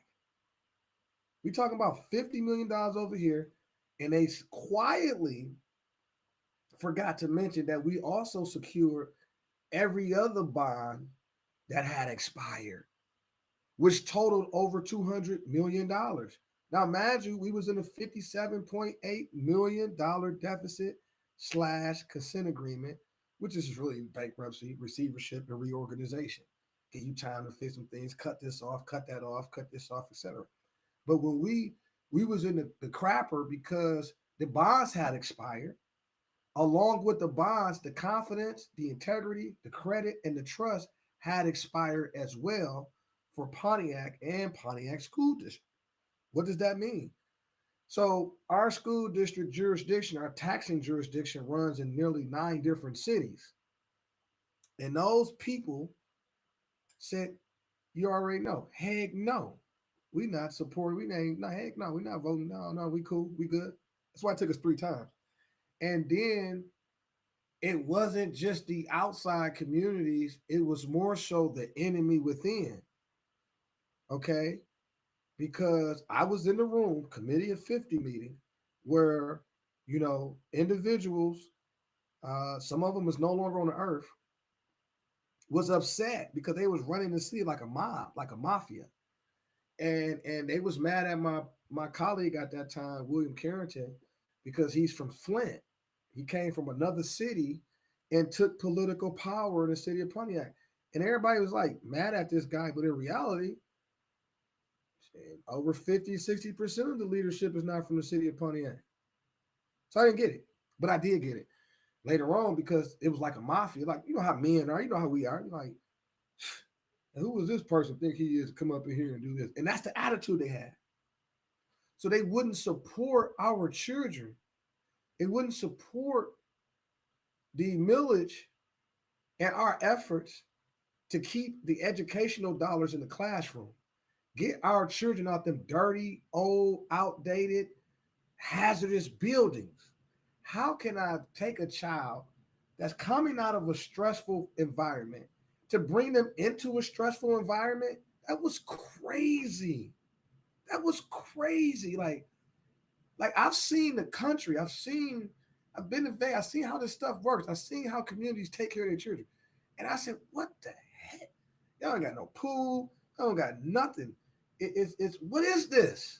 How do you all expect to deliver a world class education? Can you see that on their system now? And like on their website, they have world, we deliver a world class education. But it's 99 degrees in the classroom. The lockers don't open. The bathrooms is dirty. The ceiling is falling. The technology is outdated. Throw the whole building away type of scenario. Um, so in order to fix problems, we need money. We need financing. So do we take it from the educational pot or do we create a pot? So we had to go out and create a pot. And it really wasn't about creating a pot. What it was identifying what leverage we have, and the sinking fund was the measure that we took, including but not limited to. We wanted to revive those bonds that had expired. So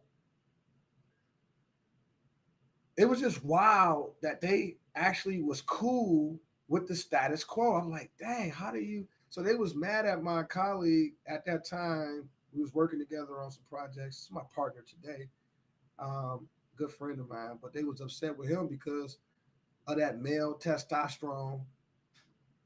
Who he think he is, and brother L support him, and blah blah blah blah blah. It was incredible. Even the sisters got together and tried to wipe him out on I think it was his second term.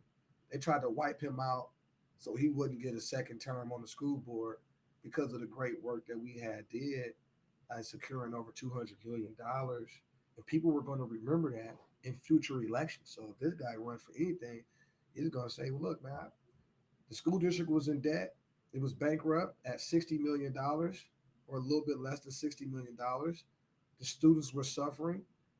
The performance was terrible, and one of the first things that we was able to get done. Imagine that was a campaign promise for both of us. I know it was for me to get the district out of the deficit, and um, even though you know I got over 3,500 votes, and I allegedly didn't win. I didn't know people steal elections at that time. I was young, raw, naive, happy, and just thought the world worked a certain way. And so I never questioned the election results. But my point is, we still got the district out of the bankruptcy. That's my point. We got them out of bankruptcy still without being in office, and I had to pay large sums of money to finance that ability to do that, to get out here and move around, to take care of the kids in the youth program, to run my businesses. All of this is simultaneous. This was dope about Brother L. Able to run my businesses, run a youth program, raise my family, and do my political thing. And this would cause a lot of jealousy too, in the streets with different cats like Jermaine Briner and other cats like that. It caused a lot of jealousy because they wanted to be in that kind of position. And they felt like in order to get in a position like that, they needed to take my head off. They needed to betray me, befriend me, find out how I work, find out the logistics, and I let them in. And they used that to eventually execute the agenda at hand, which was to remove me from leadership, destroy my companies, destroy my youth program, try to destroy my character, and just try to make it hard for me to move in the direction that I wanted to move in. So they ganged up on this fine. But it takes, all of these collective people to all participate in trying to destroy Brother L, because I was working with a higher power, and boy, oh boy, was we applying pressure unknowingly though. I did not know that the fact that me and these gentlemen came together, and a sister came together to ignite our city, ignite the love of our city, which was our children. And it was an amazing thing. So many companies and organizations came together behind the work that myself and Chris Riley and Cleante Buckner, which we call Cleekly, Chris Riley's wife. You have Brother Harvey and his wife. Uh, the work that we were able to get done before this great um, intervention, government intervention, all this agency intervention shut us down. Well, shut the Brother L component down, because again, Brother L is not pushing mythicism. I'm pushing facts and truth. and peace and harmony and love. So that absolutely went against their system of belief. As long as they can get you to believe in their lies, they won. I don't believe in their lies. I don't have. I got rid of the belief system. I said, dang, I had initially. I told you already. I had initially believed the world worked a certain way, and I woke up from that and said, wow. So because they fooled me once, right? Shame on you. Fooled me twice. Exactly. Um, but this guy, Kano Phillips, dog. I don't want to go too far away from Kano Phillips because it's people like that come out, smile in your face, and they come out, smile in your face. They come out like they're so friendly, but really they have an ulterior agenda, and it's an evil one too. They want to be profiteers off of our community's trauma, and it's unknowing to us, right?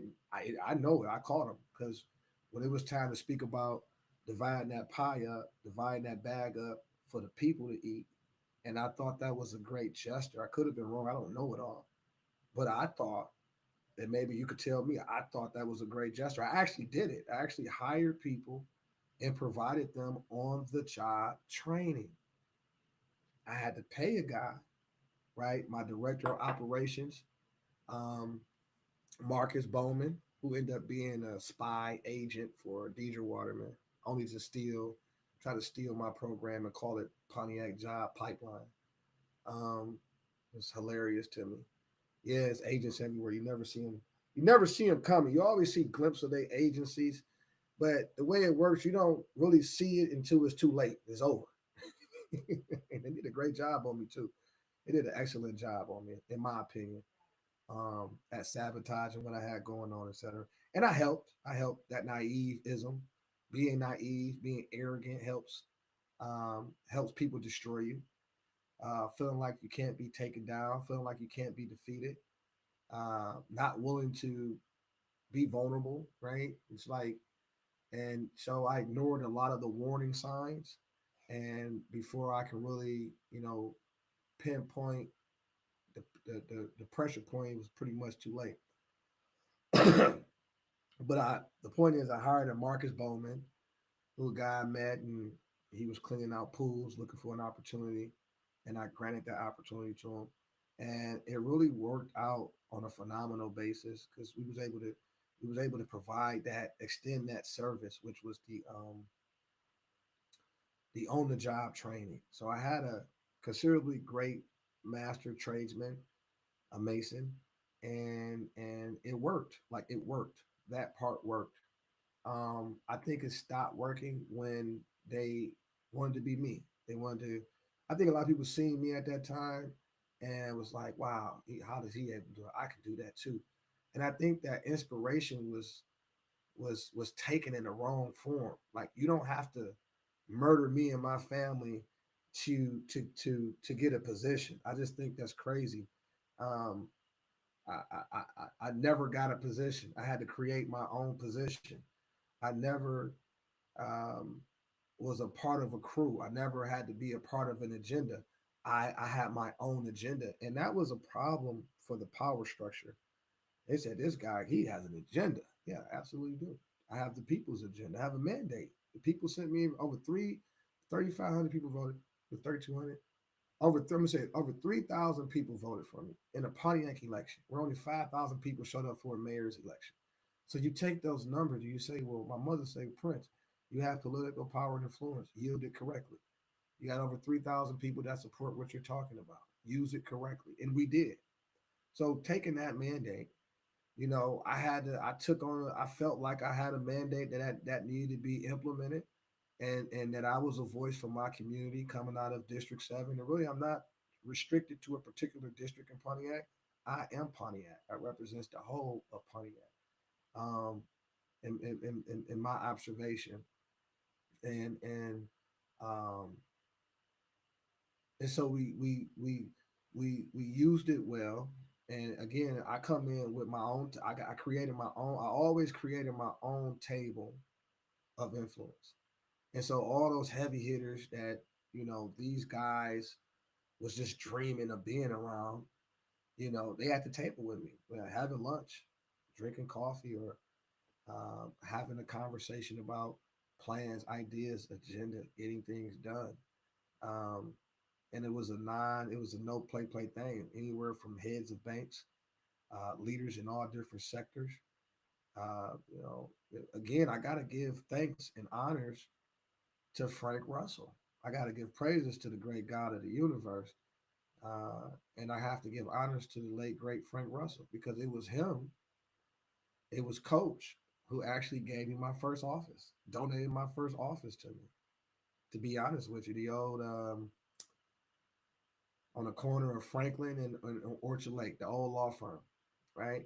And oh my God, did we do well in there? We did very well. Uh, it allowed us to provide a more professional approach for the things that we were trying to do under the umbrella of American Unity Organization, which is the organization that I created during that time, was American Unity Organization, bringing people, Americans together to solve this great crisis in the city of Pontiac.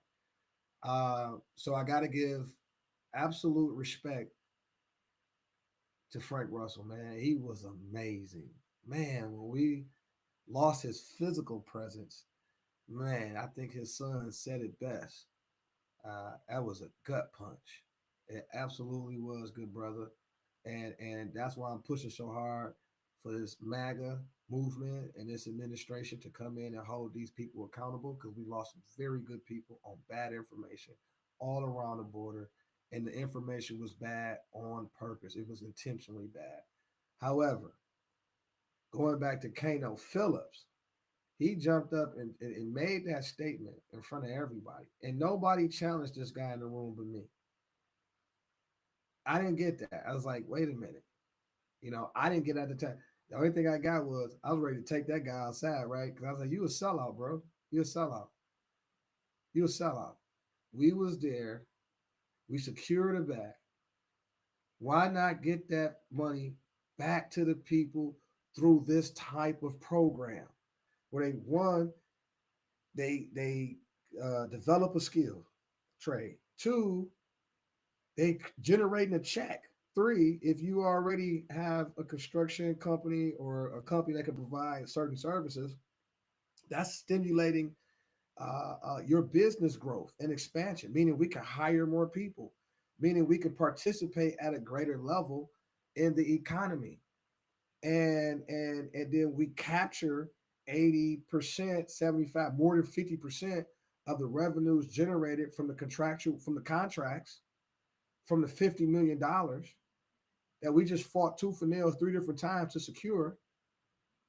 Um, and what that does is it moves us closer out of poverty. That means less crime. I've seen it. I've seen it myself. I say, wait a minute. So all these people we got working, where they at now? They going to get their little amenities. They're getting ready to go to bed, showering up, so I can pick them up in the morning and go back to work.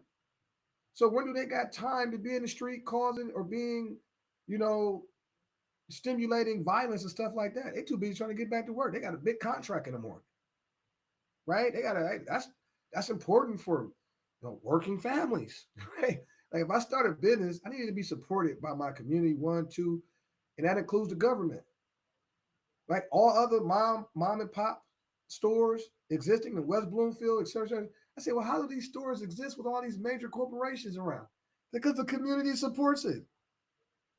That's why. And I just couldn't believe, like the sheriff Bashar said, why do we put up with this stuff? Because we keep being influenced by people who are just terrible people. They don't know what the heck they're doing. They're not professionals at making no money. They're professionals at money laundering. They're professionals at chaos, creating chaotic environments to profit from. So I see we pushing up on our time here, and I want to close these stories out with this. I've seen this countless amount of times, even in my last election run. Not to, for even when I ran for precinct delegate, but more so in 2021 when I ran for city council. It's just a constant, perpetual selling us out, only going after people who will be subservient to the Democratic Party that has stationed and headquartered themselves in the city of Pontiac. And it's killing our community.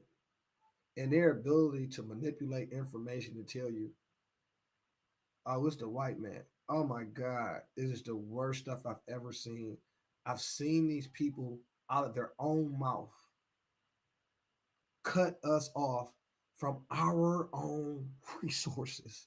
I just told you about $50 million where somebody had the ability to say, our people was not ready yet. Now, imagine Brenda Carter, who I love dearly, helped this same person secure 500,000 for his Ascend Foundation. I said, whoa, that's why he did it, right? It's like, oh, cut us out, cut himself in. Now he's parading around the community like he's some guru. And I just be laughing in my head and say, these guys are completely clowns and robbers of their own people, and justice must catch you. Justice is going to eventually catch you guys. And so that's where the redirection of revenues personality come from. I was the first in my era to step up to the plate and say, hey, wait a minute, there's billions of dollars leaving out of Pontiac. We even shut HP down. A lot of people don't know that. HP was on the corner of South Boulevard and Arbor Forever, Hewlett Packard. And they had got down on some tax incentives and stuff like that, some pilots and stuff like that. You know, y'all got to put the correct terminology out there. On a mandate, a pledge that they was going to hire 700 people out of the city of Pontiac because, again, you got billions of dollars being generated right here in the city of Pontiac, and then all the money is being exported out because they imported their workforce. They imported the workforce, right? So these leaders of these organizations, like, now we got our own crew. That's what they basically, in short version. No, we got our own team, bro. We good. So the city council, District 7 at that time, they set it up to where they made a pledge for 700 people to be hired out of Pontiac. Those 700 times whatever those checks were valued at, that total sum, will help stimulate our community because that money is going directly inside of the households. That means the household has revenue. They can go out and get gas, fix cars, buy a new car, buy a house, come to home ownership. They don't need the governmental assistance programs like HUD or Section 8, etc. So they only live in Riverside all their life.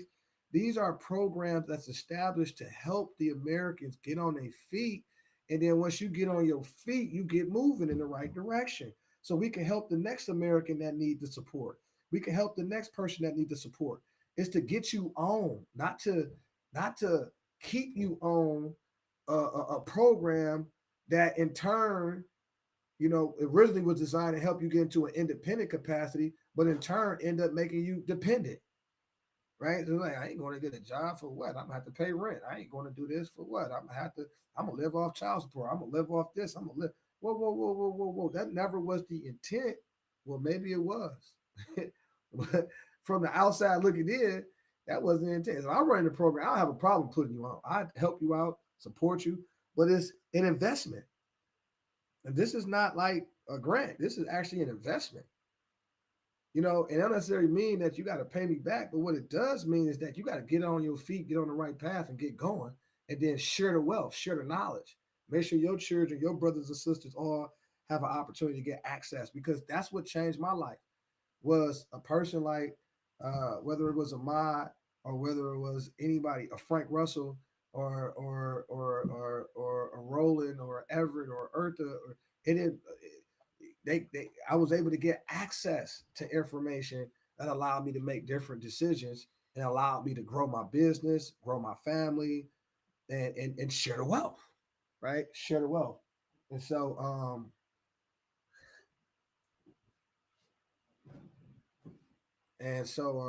that's the reality. And so this guy, Kano Phillips, shut the people down and turned around and got an award. Like, whoa, how do we get other organizations who've been doing tremendous amounts of work all through the pandemic, all through the bankruptcy of Pontiac. Like I've never received a grant.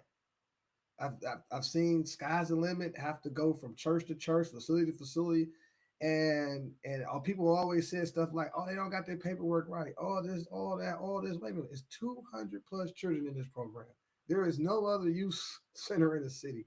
You mean to tell me you people, the money changers, are at the table? You see this stuff for what it is, and you didn't make sure they had their paperwork together. You didn't make sure they had every resource available for them to succeed, to overexceed, to overachieve. Excuse me, right? What is that? What is that exactly? You know, I, what is that? So you don't care anything about our children. Let's get that out the way first. You don't care nothing about your baby. Stop it. If you don't care and you expected somebody else to care like these people, you're out to lunch. And you know what? I'm gonna take that statement right there. I'm gonna bring you some more context, okay? Incoming border czar Tom Homan will visit the Texas border with Governor Greg Abbott. This comes as shocking video shows an unaccompanied migrant child as young as 2 years old traveling into the U.S. alone with just a piece of paper. Venezuela, mamá. Venezuela. ¿Sí? ¿Qué tantos años tienes? ¿Dos años? ¿No vienes con tu mamá y tu papá? ¿No? ¿Venezuela? ¿Para dónde vas, mamá? ¿Dónde están? Estados. Now that's just sick. You mean to tell me y'all sent y'all daughter at 2 years old, allegedly, to migrate illegally to the United States by herself? Now, this is currently as a result of the open border policies by the Biden Harris regime that are actually selected by the DNC to represent its policy. So, this is the policy that's being enforced, opening our border up and causing a massive human trafficking ring. You already know drugs is coming through, and money laundering. This is what I'm talking about. Whether it's the city of Pontiac or the country itself, if you let a DNC Democratic Party control the show and its policies are coming from a slave manual. You understand me? Do your research. And it's coming from foreign adversary. Their policies empower foreign adversarial nations, but it destabilizes and weakens cities, towns, counties, states, and the country as a whole. Now, this is the real deal here. You shouldn't have vulnerable communities in America, in the United States. You shouldn't have it, period. Period. If we can send, hundreds of billions of dollars to fund foreign wars, you shouldn't have poor poverty in America, in the United States. You shouldn't have homelessness in the United States. And you should not have the terrible school systems that we have. I love Trump for saying, we're going to get rid of the Department of Education. It ain't done nothing but funded terrorism. Because if you fail in the schools, what do you got? Children carrying guns, killing each other, going to prison, filling up the prison. And like people making money off of that, and they think that was good, and it wasn't. Why? It weakened the nation. Like our people are Americans like everybody else. So we are one people under one free national name. And if it's any part of the body that's not right, the whole body's not right. And so it happens on a small scale so it can go through undetected. And then it grows. And then it got so big that they can steal an election. They can open up the borders. They can magnify the human trafficking and the money laundering and the destruction of the country. And they're feeding off the miseducation, propaganda, the trauma of the American people, man. And so you can't have a city like Pontiac or Detroit or Flint or Saginaw or Bear Harbor or any other city alike. You can't have high poverty. You got to get those cities, those townships, those boroughs rich and wealthy. You got to get them access. You got to reclaim your economy. And so we can compete. I mean, look where we're at. Look, do your own research. Look where we're at. We're like, wait a minute, where are we at on a global level? We don't even have the same weaponry to defend ourselves against an attack. You know, not saying that, not propagating or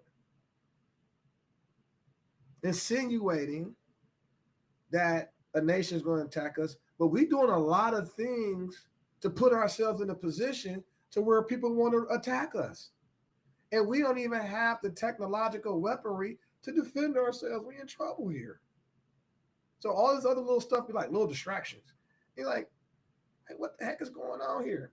So whether it's a city of Pontiac or the country as a whole, wherever we find a DNC in control, we find this same pattern of destabilization and destruction, and including but not limited to parasitic environments where you got the so-called elected representative feeding off the American people's lifelines like parasites. And they're living, eating off you undetected. You know, and so it's a mixed in of witchcraft and sorcery because people are magicians with the wordplay, right? They say some words you like, and then all of a sudden you either inspired or you about to cry. That's a manipulation of your emotion. You got a bunch of trauma stored, and they understand the human body, the anatomy of the brain, the physiology, the biology, the chemistry. They understand you. They've done their research, their scientific research to understand what buttons to push, what buttons to cut off, how to manipulate the frequency. And like, watch a movie like Jamie Foxx movie. They call him Tyrone. They put it right in there. It's in the chicken. It's in the juice. It's in the the music, right? It's in the church house. You understand me? Like not the church house, like to singular out a particular religion or denomination. No. It's in the religious organizations as well. So it doesn't matter if you're Muslim, Buddhist. It does not matter if you're Christian, Catholic. It's everywhere. And we've seen that when the Catholic priest got exposed for sexual abuse claims. The Boy Scouts got exposed. Our people got exposed. Everybody is getting exposed for their crimes against humanity and conspiracy against the rights of the American people. The only problem is you didn't have any judges on your side that was willing to uphold the law. And you definitely didn't have an administration on your side that was willing to enforce the law. You see where you lost that? And then you dang sure didn't have Congress on your side that actually produced legislation in compliance with the Constitution. So you got a rogue Congress. Their allegiance is to a foreign nation. That's what I'm saying. So you got the DNC, but then you got another group, which is called the UP, the Uni Party, where you got rhinos and you got the DNC operatives and agents posing as Democrats, and these people posing as Republicans. They're pretending they're not. They're foreign agents. They have a dual citizenship. This is why you keep seeing the money leave out the door. So whether I give you an example of billions of dollars leaving out of Pontiac or trillions of dollars leaving out the country, either way, you can see the money laundering operation in human trafficking operations. Unidos. Wow. Tom Homan joins us now. Hey, Tom, that's a story new to most of America, but not new to you, is it? No, I've been talking about this for 4 years, about the inhumanity of that border, about how many children die, whether in the desert or in the river. Since Joe Biden's been president, we got nearly 4,000 aliens have died crossing this border. Children die almost every day. Children get sexually assaulted. 31% of women that make that journey get sexually assaulted. And this administration has been hiding it. This is something we're going to address. We're going to show the American people exactly what we're doing on the border and why we need to do it. And this is one clear example why we need to secure that border. So, Tom, and what I want to do is, since we own the border, security border. So, what I want to say about that is this: let this be a message to the Michiganders, to the Yackers, to the Pontiackers, to the Saginaw citizens, Detroiters,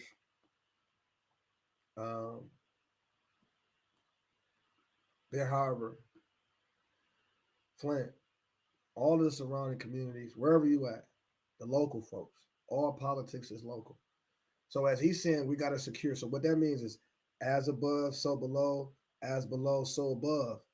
So what happened at the top, it trickled down to the bottom and vice versa. So what does that mean? Locally, we got to secure our borders. We got to secure the political borders. We got to secure the financial borders.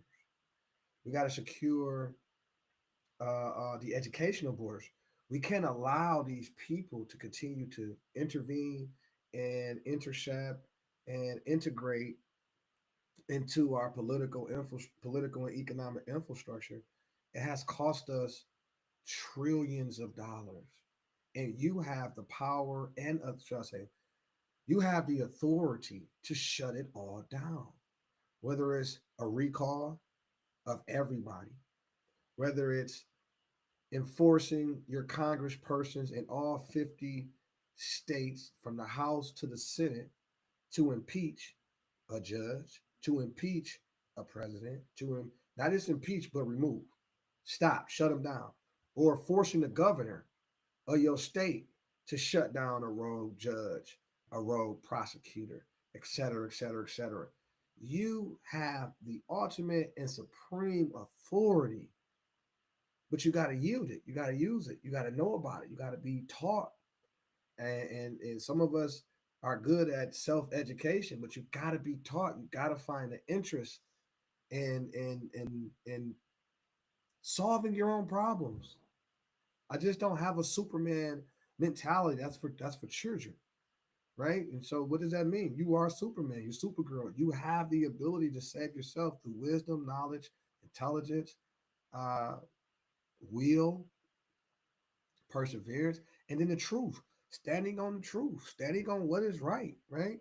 And you're the masters of your own destiny. This is what's been deprived from the consciousness, I believe, from the my observation. This is what's been removed from the consciousness of we the people of the United States of North America, and it's been done through pseudo religion, pseudo sciences, etc.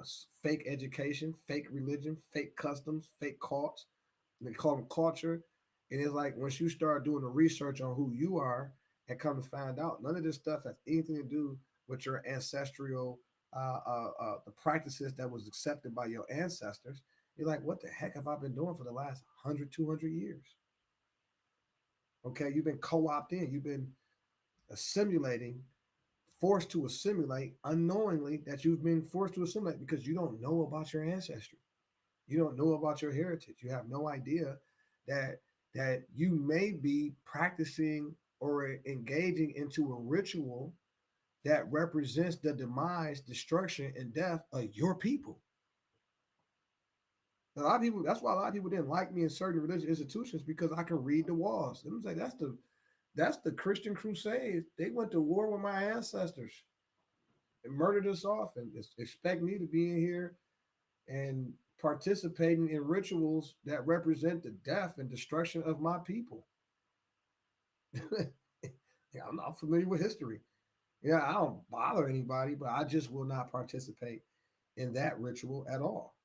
You know what I'm saying? I'm Moorish American Muslim, a national, American national. Meaning I'm an heir to the land prior to colonization. And I said the 13th Amendment exists, so therefore, and I got a freedom of speech, so therefore, well, what's the problem of restoration, redemption, restitution, reparations to repair the original covenant that my family has with your family to develop and establish the United States of North America, a constitutional republic where we treat each other with respect, dignity, integrity, love, equality. You understand me? Justice and truth shall guide our convictions. What happened to that? Right? Now all of a sudden you didn't change my you didn't gave me some fake race, calling me black and pink and green and African American. I'm two continents. Let's stop it, man. Before you called it Africa, it was North. Before you called it America, it was Northwest Africa. Before it was Northwest Africa, it was a Mexico. And in between, you had Al Marat, the Maghreb, Al Aqsa, the most extreme, the extreme west, or the farthest you can go east. Uh, you got Turtle Island. You know, but the true and divine name is a Maxim, Northwest of Maxim. And the lands was connected before the great earthquake, which divided the land. So created the Atlantic Ocean, which was simply a river. So you gotta like know a little bit of history, right, in order to defend yourself, or defend your righteous or conscious mind. Other than that, people can tell you that that you come from dogs or monkeys, and you'll be like, "Dang, for real?" And you actually adopt that principle. Like, man, one day we was calling on all four. Like, stop, man. You ain't got no monkey DNA in you. Stop it. Stop it. Okay. So, you know, awareness matters. Political, historical, you know, it matters to know these things. You know, we're out of the ignorant, arrogant stage. Like, I think collectively I've seen it, I feel it, I sense it. Collectively, there's a conscious shift. People like, I ain't buying that. They ain't even eating the food. They just started exposing food. We exposed fluoride when my son Prince almost 16, almost 10 years ago.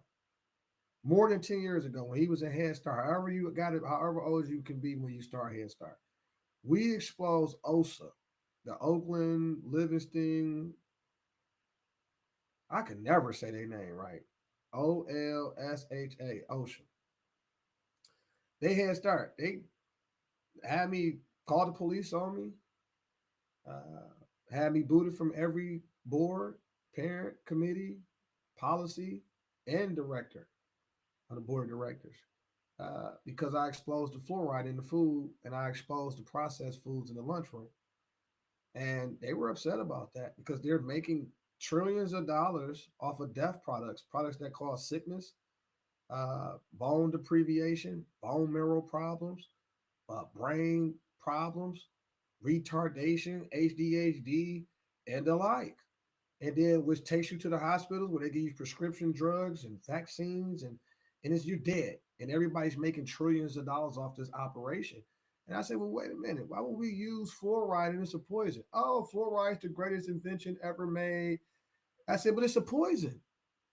The National Research Department and all other authorities and the research comes back that this is a poison. It destroys the pineal gland. And the pineal gland has a very important function. It has a spiritual function, a physical function. It's important. The pineal gland produces the resin that produces the melatonin that regulates your entire nervous system. It allows your body, the main organs and operations, to work in harmony sustainably, right, without interruption. Because if it stopped working in harmony like it's supposed to work, you're dead. You got a problem here. So this fluoride and this processed food is leading you into the hospital. The hospitals is leading you to the pharmacist. The pharmacist is leading you to the funeral homes, man.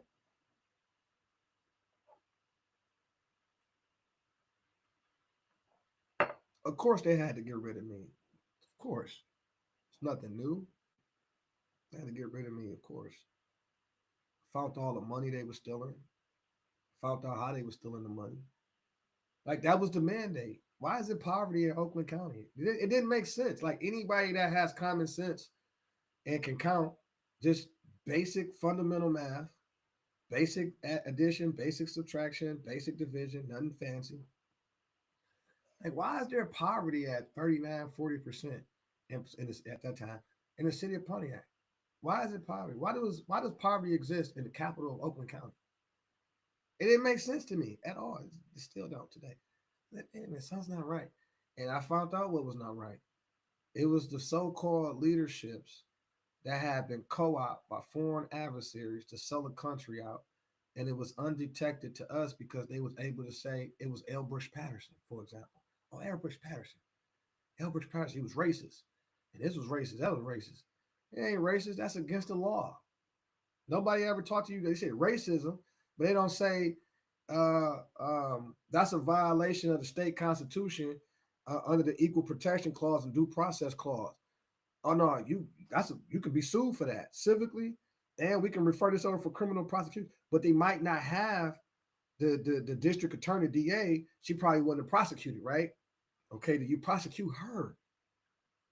You go up a level, and you put that pressure on the judicial branch to do its job, man. So they wasn't saying that because they had to tell you the history of the Constitution. They had to give it to you like it is, the truth. And therefore, they had to tell you about your nationality and the history. They had to give it to you for real. And so they wouldn't willing to do that because they would give up their power. They would literally dissolve their power and authority completely because the people are not dumb. The people are aware. The heightened sense of awareness is on the floor now. So I've seen the ugly side of this country. You have too. I've seen the betrayal from within. While they talking about it with somebody else on the outside, it was them. They literally exported billions of dollars to foreign nations, foreign leaders, foreign communities, literally, and they're still doing it right now as we speak. They'll get $40 million, like in the city of Plain. They'll get $40 million that came down. They'll hold on to it for years, acting like they're trying to figure out what's the best way to appropriate these funds through programs, when really the administrators that's holding the funds are being paid. They're being paid to sit there and act like they're thinking about what should we do. And they put these forums together. Let's bring the people in. Let's talk about it. Like it's trying to develop a planet. Like, stop it. Stop it. You know what areas that in your community, you know the areas that need support. It's not rocket science. I secured over $70,000 back in 14, 15, whatever. I think it's more like 15, maybe 16. No, it was 15. But long story short, I secured about $70 million.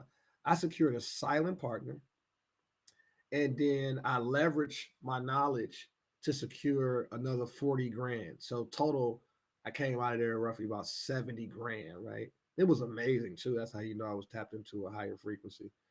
But the money wasn't for like my personal needs and stuff like that. It was purely to stimulate business growth, to expand my operations.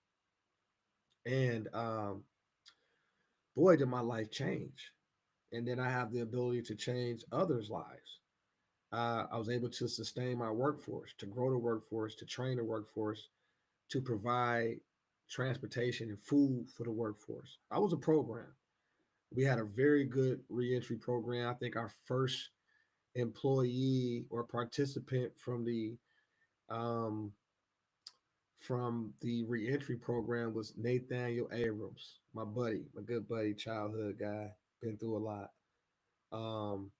And I got to give honors to Troy Kraft, because he called me. He heard me. Me and Troy first of all, Troy is an elder.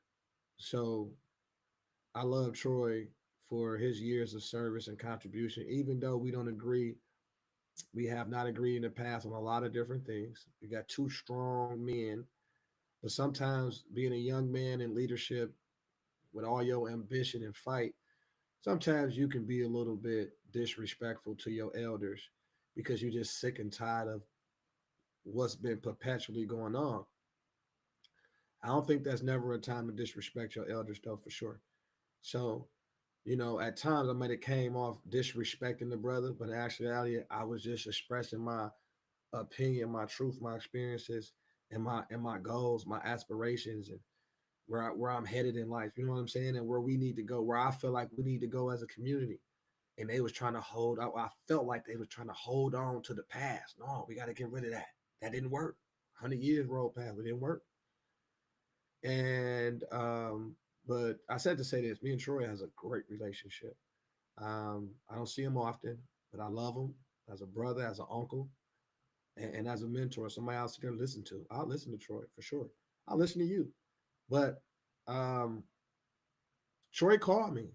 This was when he was working on at the WHRC with the after school program or whatever. He called me, said, "Man, you got that reentry program?" I said, "Yeah." He said, "I got somebody for you.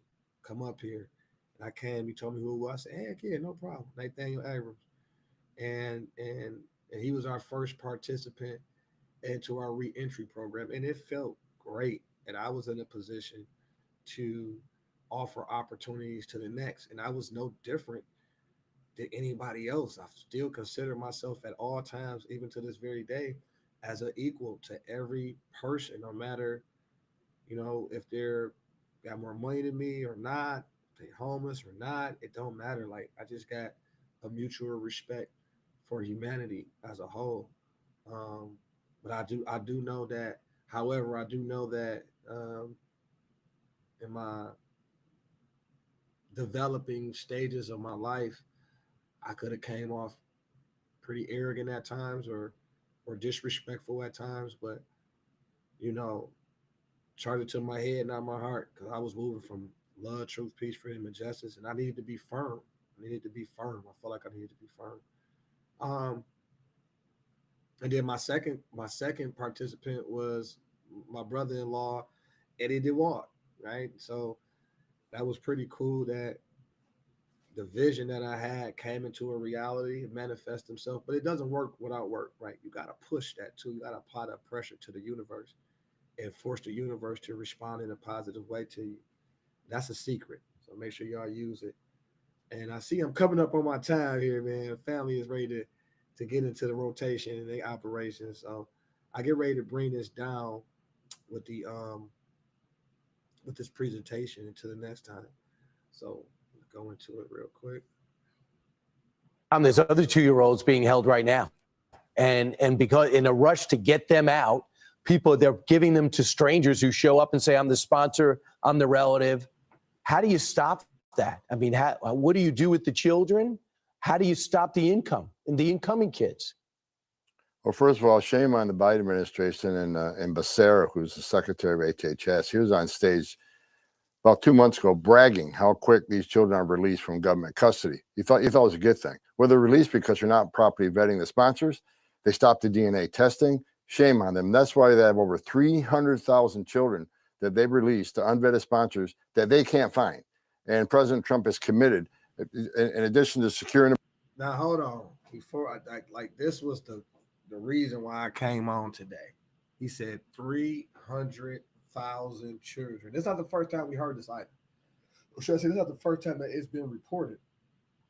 Under the current regime and the DNC policies inflicted on the United States, under the guise of U.S. democracy, which never is sanctioned, never exists, no such thing as U.S. democracy. Your democracy, if you read the Constitution, these people you elect are representative. These are representatives of the people. They're in a representative capacity. And I'll never forget when we occupied, we had me and my partners, my boy, I love Quincy, Q. Y'all know Q. I hope y'all know Q. He on Facebook. Shouts out to my man's Quincy or Q. But and also Craig Jefferson. Craig Jefferson was a monumental leader at that time. He was running for mayor. And I would never forget, and I love him for that, because we used to have some tough, strong conversations, right? Us three. And they older than me. They're my older brothers. And I say they more connected to grandma and them than I am. Meaning they kind of connected to them old ways, and I kind of thought that myself. but they got principles. They are men of principles, and they love their communities. They love their people. They do. I've seen it. They didn't have to do this stuff. These guys got access to resources and opportunities in different area codes. I think Craig is now in Texas, if I'm not mistaken. Q opened up his business in Arizona and became very successful with the chicken industry within the chicken industry, to the point to where now he's expanding in different states. This is all on the backside of when we occupied City Hall. It was crazy fun. It was crazy, but it was serious and it was firm. And basically, I was the spokesperson for the American people that shocked the world that day. They was trying to tell us, the so-called tab board. It was reported back that they were trying to tell us that we did not have a right to secure funds to go after a millage uh, that would allow us to finance youth programming, right? So that everything else was about securing a facility, and now we got this $1 million a year to provide youth programming. And for me, I was like, in my mind, when we was pushing this thing, because remember the whole time that I'm involved with Sky's the Limit and Sky's the Limit Elite, uh, it was no other youth program around. You had the churches with their stuff, but it was no neutral space. There's no neutral space. So you can't trick me and say the church is a neutral place. It's not. They do not in Pontiac, it's not. Um, and it's not every church. Let me make that clear. Because I've got my most work done at the Silver Lake Church of the Nazarene, though. And these were some real good people, man. Love them people. 10 acres of land, nothing but space and opportunity, old school. So it was already set up for a school operation, type of operation. So it was perfect for our little community center, say our little community center. It was a big thing, right? It was very big. We had the Pistons season tickets. We had a great relationship with the Pistons through the work. I've done some work, but really Chris Riley really nailed us into that crucial relationship, which was super beneficial. As you can see, a lot of our athletes out of the Sky's the Limit program are some of the best in the world. Let's make that clear. I brought in 4-H, Michigan State 4-H, brought in the STEM programs, archery, agriculture. We also brought in the art gallery, Prestige Art Gallery. What's the art gallery, man? I always forget their name, but right there on 13 Mile in Northwestern. Bob and his people, they donated, man, dozens of easels, arts and craft material, some expensive stuff too, the good stuff, the quality stuff. So, I've seen this, and what I wanted to say was like it's not. I want to make that clear. It's not every religious institution, okay, but you have the powerful institutions, religious institutions. They're controlling things here. Um, I've seen it. So if you got these big people that want to come into a city, the first place they go to is the church. So the first place they go to is the pastors.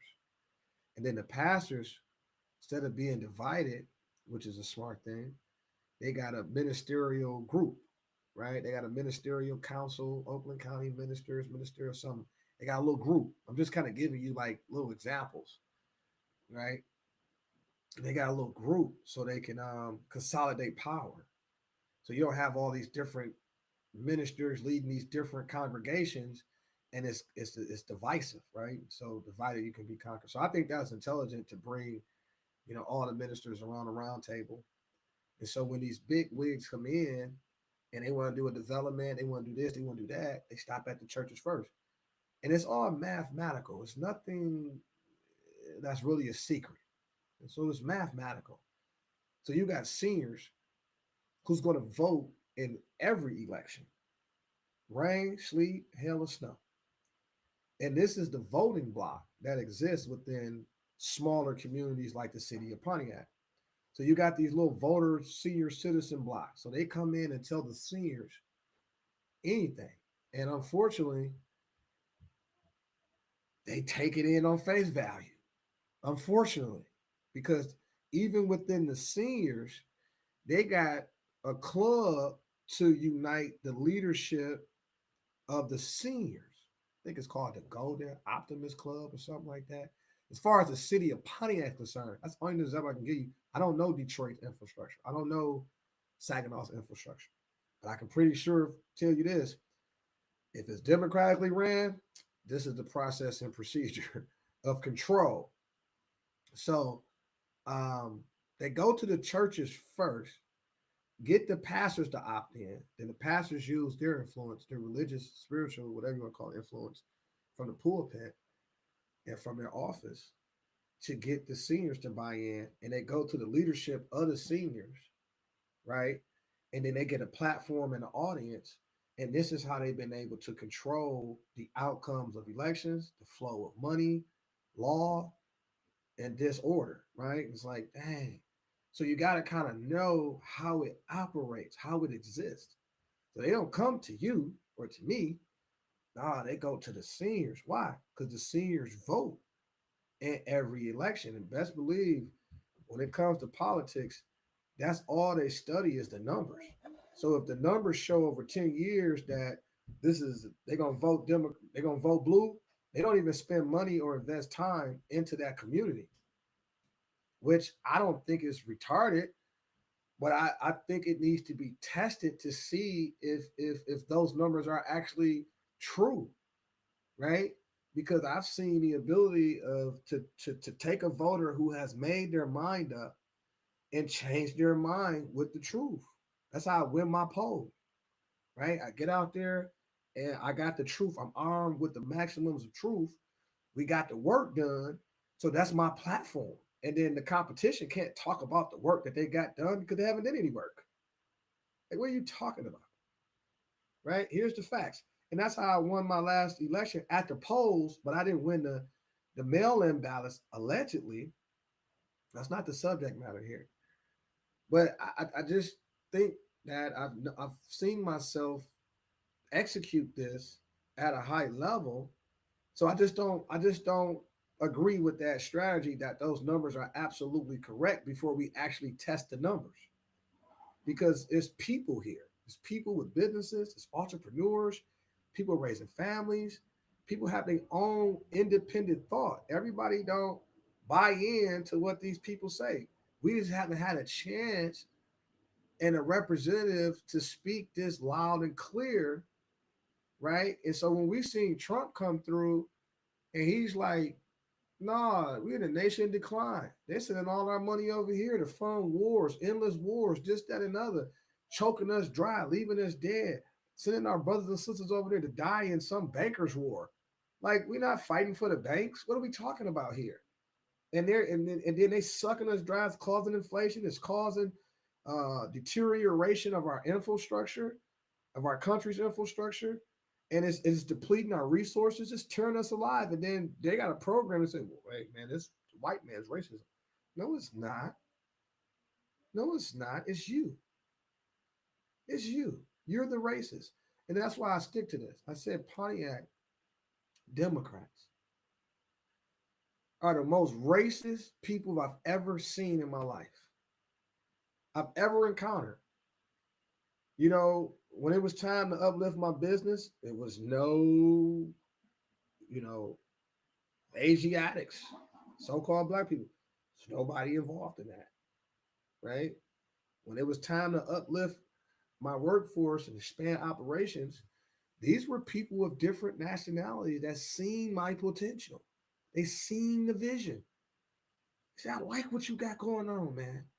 Not only that, they had access. I had my bank account statements, right? It's like, oh, this guy's bringing it in.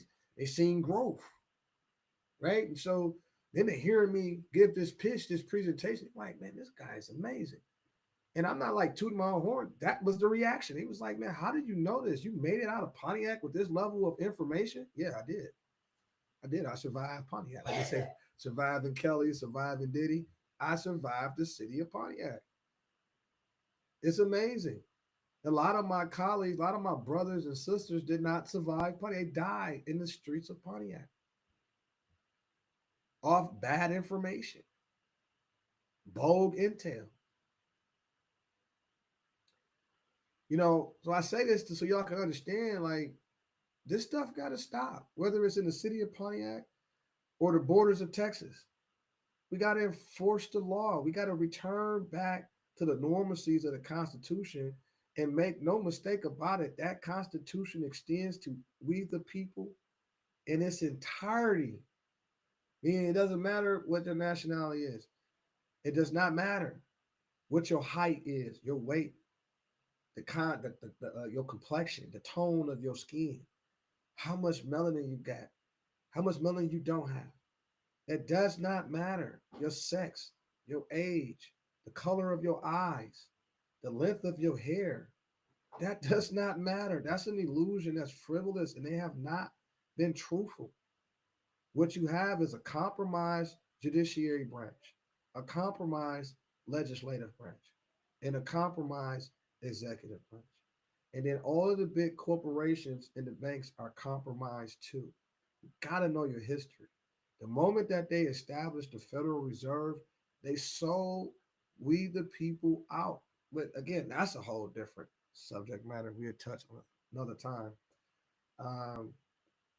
But it's just amazing to see. I'm just so ecstatic that I had an opportunity to build with you guys. The border and having a deportation operation is to find and locate these 300,000 children, because many of them are going to be in forced labor, many of them in forced sex trade. We need to save these children. How do we? So I want to make sure you heard that right. 300,000. First, it was reported 350. Now it's 300,000. My point is, 300,000 children are. So when you hear me saying this is the biggest human trafficking operation in the world, and this thing is all over the world, that's what human trafficking is. In that same breath, children are being sexually assaulted. Women are being sexually assaulted, murdered, and killed on this voyage into the United States due to Biden-Harris regime open border policies, which is making the cartels super rich, the human trafficking cartels, the money laundering cartels, and the drug cartels. I mean, but that's it's easy math.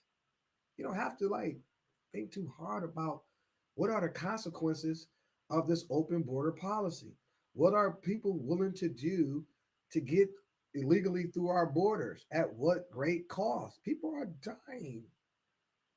So I want to extend the saying, we want people to stop dying. Not only Ukrainians, not only Israelis, not only Russians, not only Palestinians or the Lebanese people, but also the Asiatics of America, the children within the city of Pontiac, Detroit, Saginaw, and all of Michigan, and around the country. We want our children to stop dying and be afforded the opportunities that they are entitled to. Yeah, you heard me right. They're entitled to that. We put you on.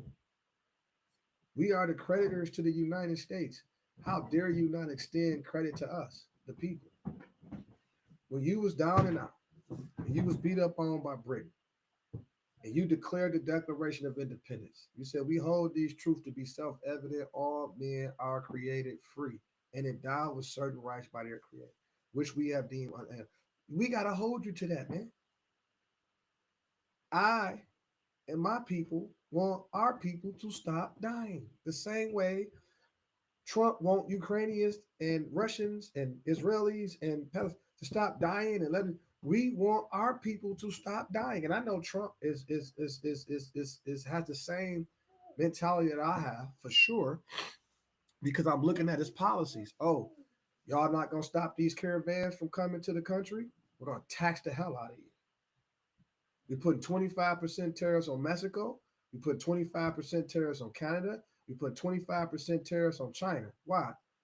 You told me that China, told America they was going to implement the death penalty for drug traffickers. Never happened. Where it's been reported that all of the fentanyl imported into the Americas is exported from China. Now, do I know if it's true or false? I don't know. Here's what I do know.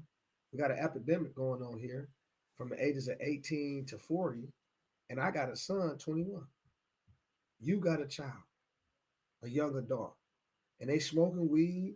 They got access to these different products, which is laced with fentanyl.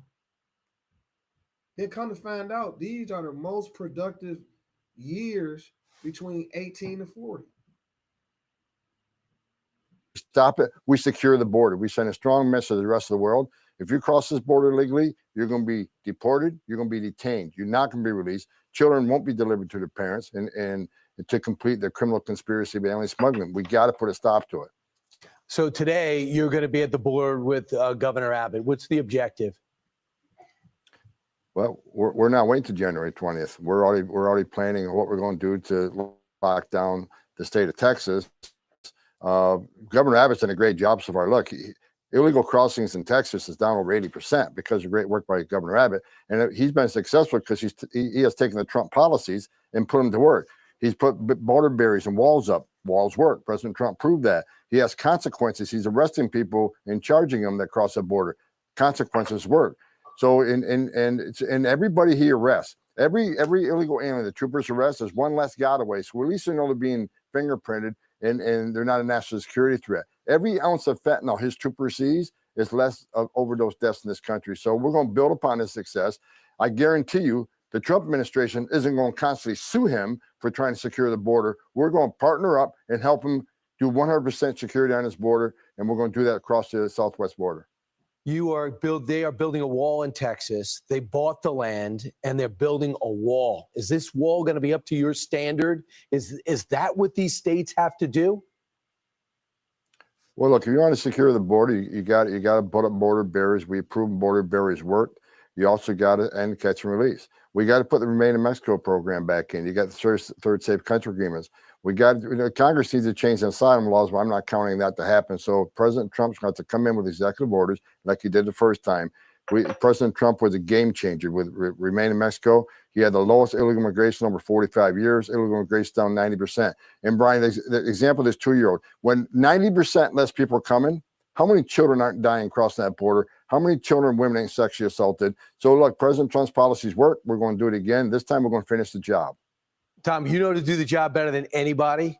But if we could see those stories, and the only reason we saw it because the Texas DPS said, we'll blur the faces, hide the identity, but I want to show you what we're dealing with. If we could see those stories, I think that people would understand really what you're up against. Do you plan on doing it? The 3-year-old that comes across, the unaccompanied 8-year-old that comes across? As tragic and as sad as those things are, we have to show the American people. We got to be transparent and show the American people why we need to secure the border. It's about saving lives. Bottom line, it's about saving lives. And I'm sick and tired of my 34 years of holding dying children, holding dead children, talking to girls as young as 9 that were raped multiple times. And I've said it before, everything innocent and pure within that little girl was ripped from her and she will never be the same. We're going to tell the story. American people need to know the story. And I think by telling that story, President Trump have the support of the American people across the board. We'll watch you and the governor at the border today, and we got to understand what we're in for in the next, while we wait 55 more days. Tom Homan, thanks so much. Well, I hope this today's podcast provided you some insight on what's happening within your country, not just on what's happening on the outside of the country, but on the inside of the nation. Our biggest threat to the constitutional republic, to the integrity of our nation, the prosperity of our nation, the safety and security of our nation is the domestic enemy, the enemy within, the parasites. We need a parasite detox. Identify the parasites, detox the parasites. Political detox. Recall them, don't hire them back, put in place new government. Leverage your authority. Use your authority to save yourselves. Our prophet Noble Drew Ali, and I'm going to close out with this. 2 things he said, and I quote. He said, if I can get you to think, you can save yourself. End quote. And he also said, quote, Raise your thoughts to infinite wisdom. End quote. And actually, I want to give you one more. If man must find his devil, he must look within. And if man must find his savior, he must look within. Okay?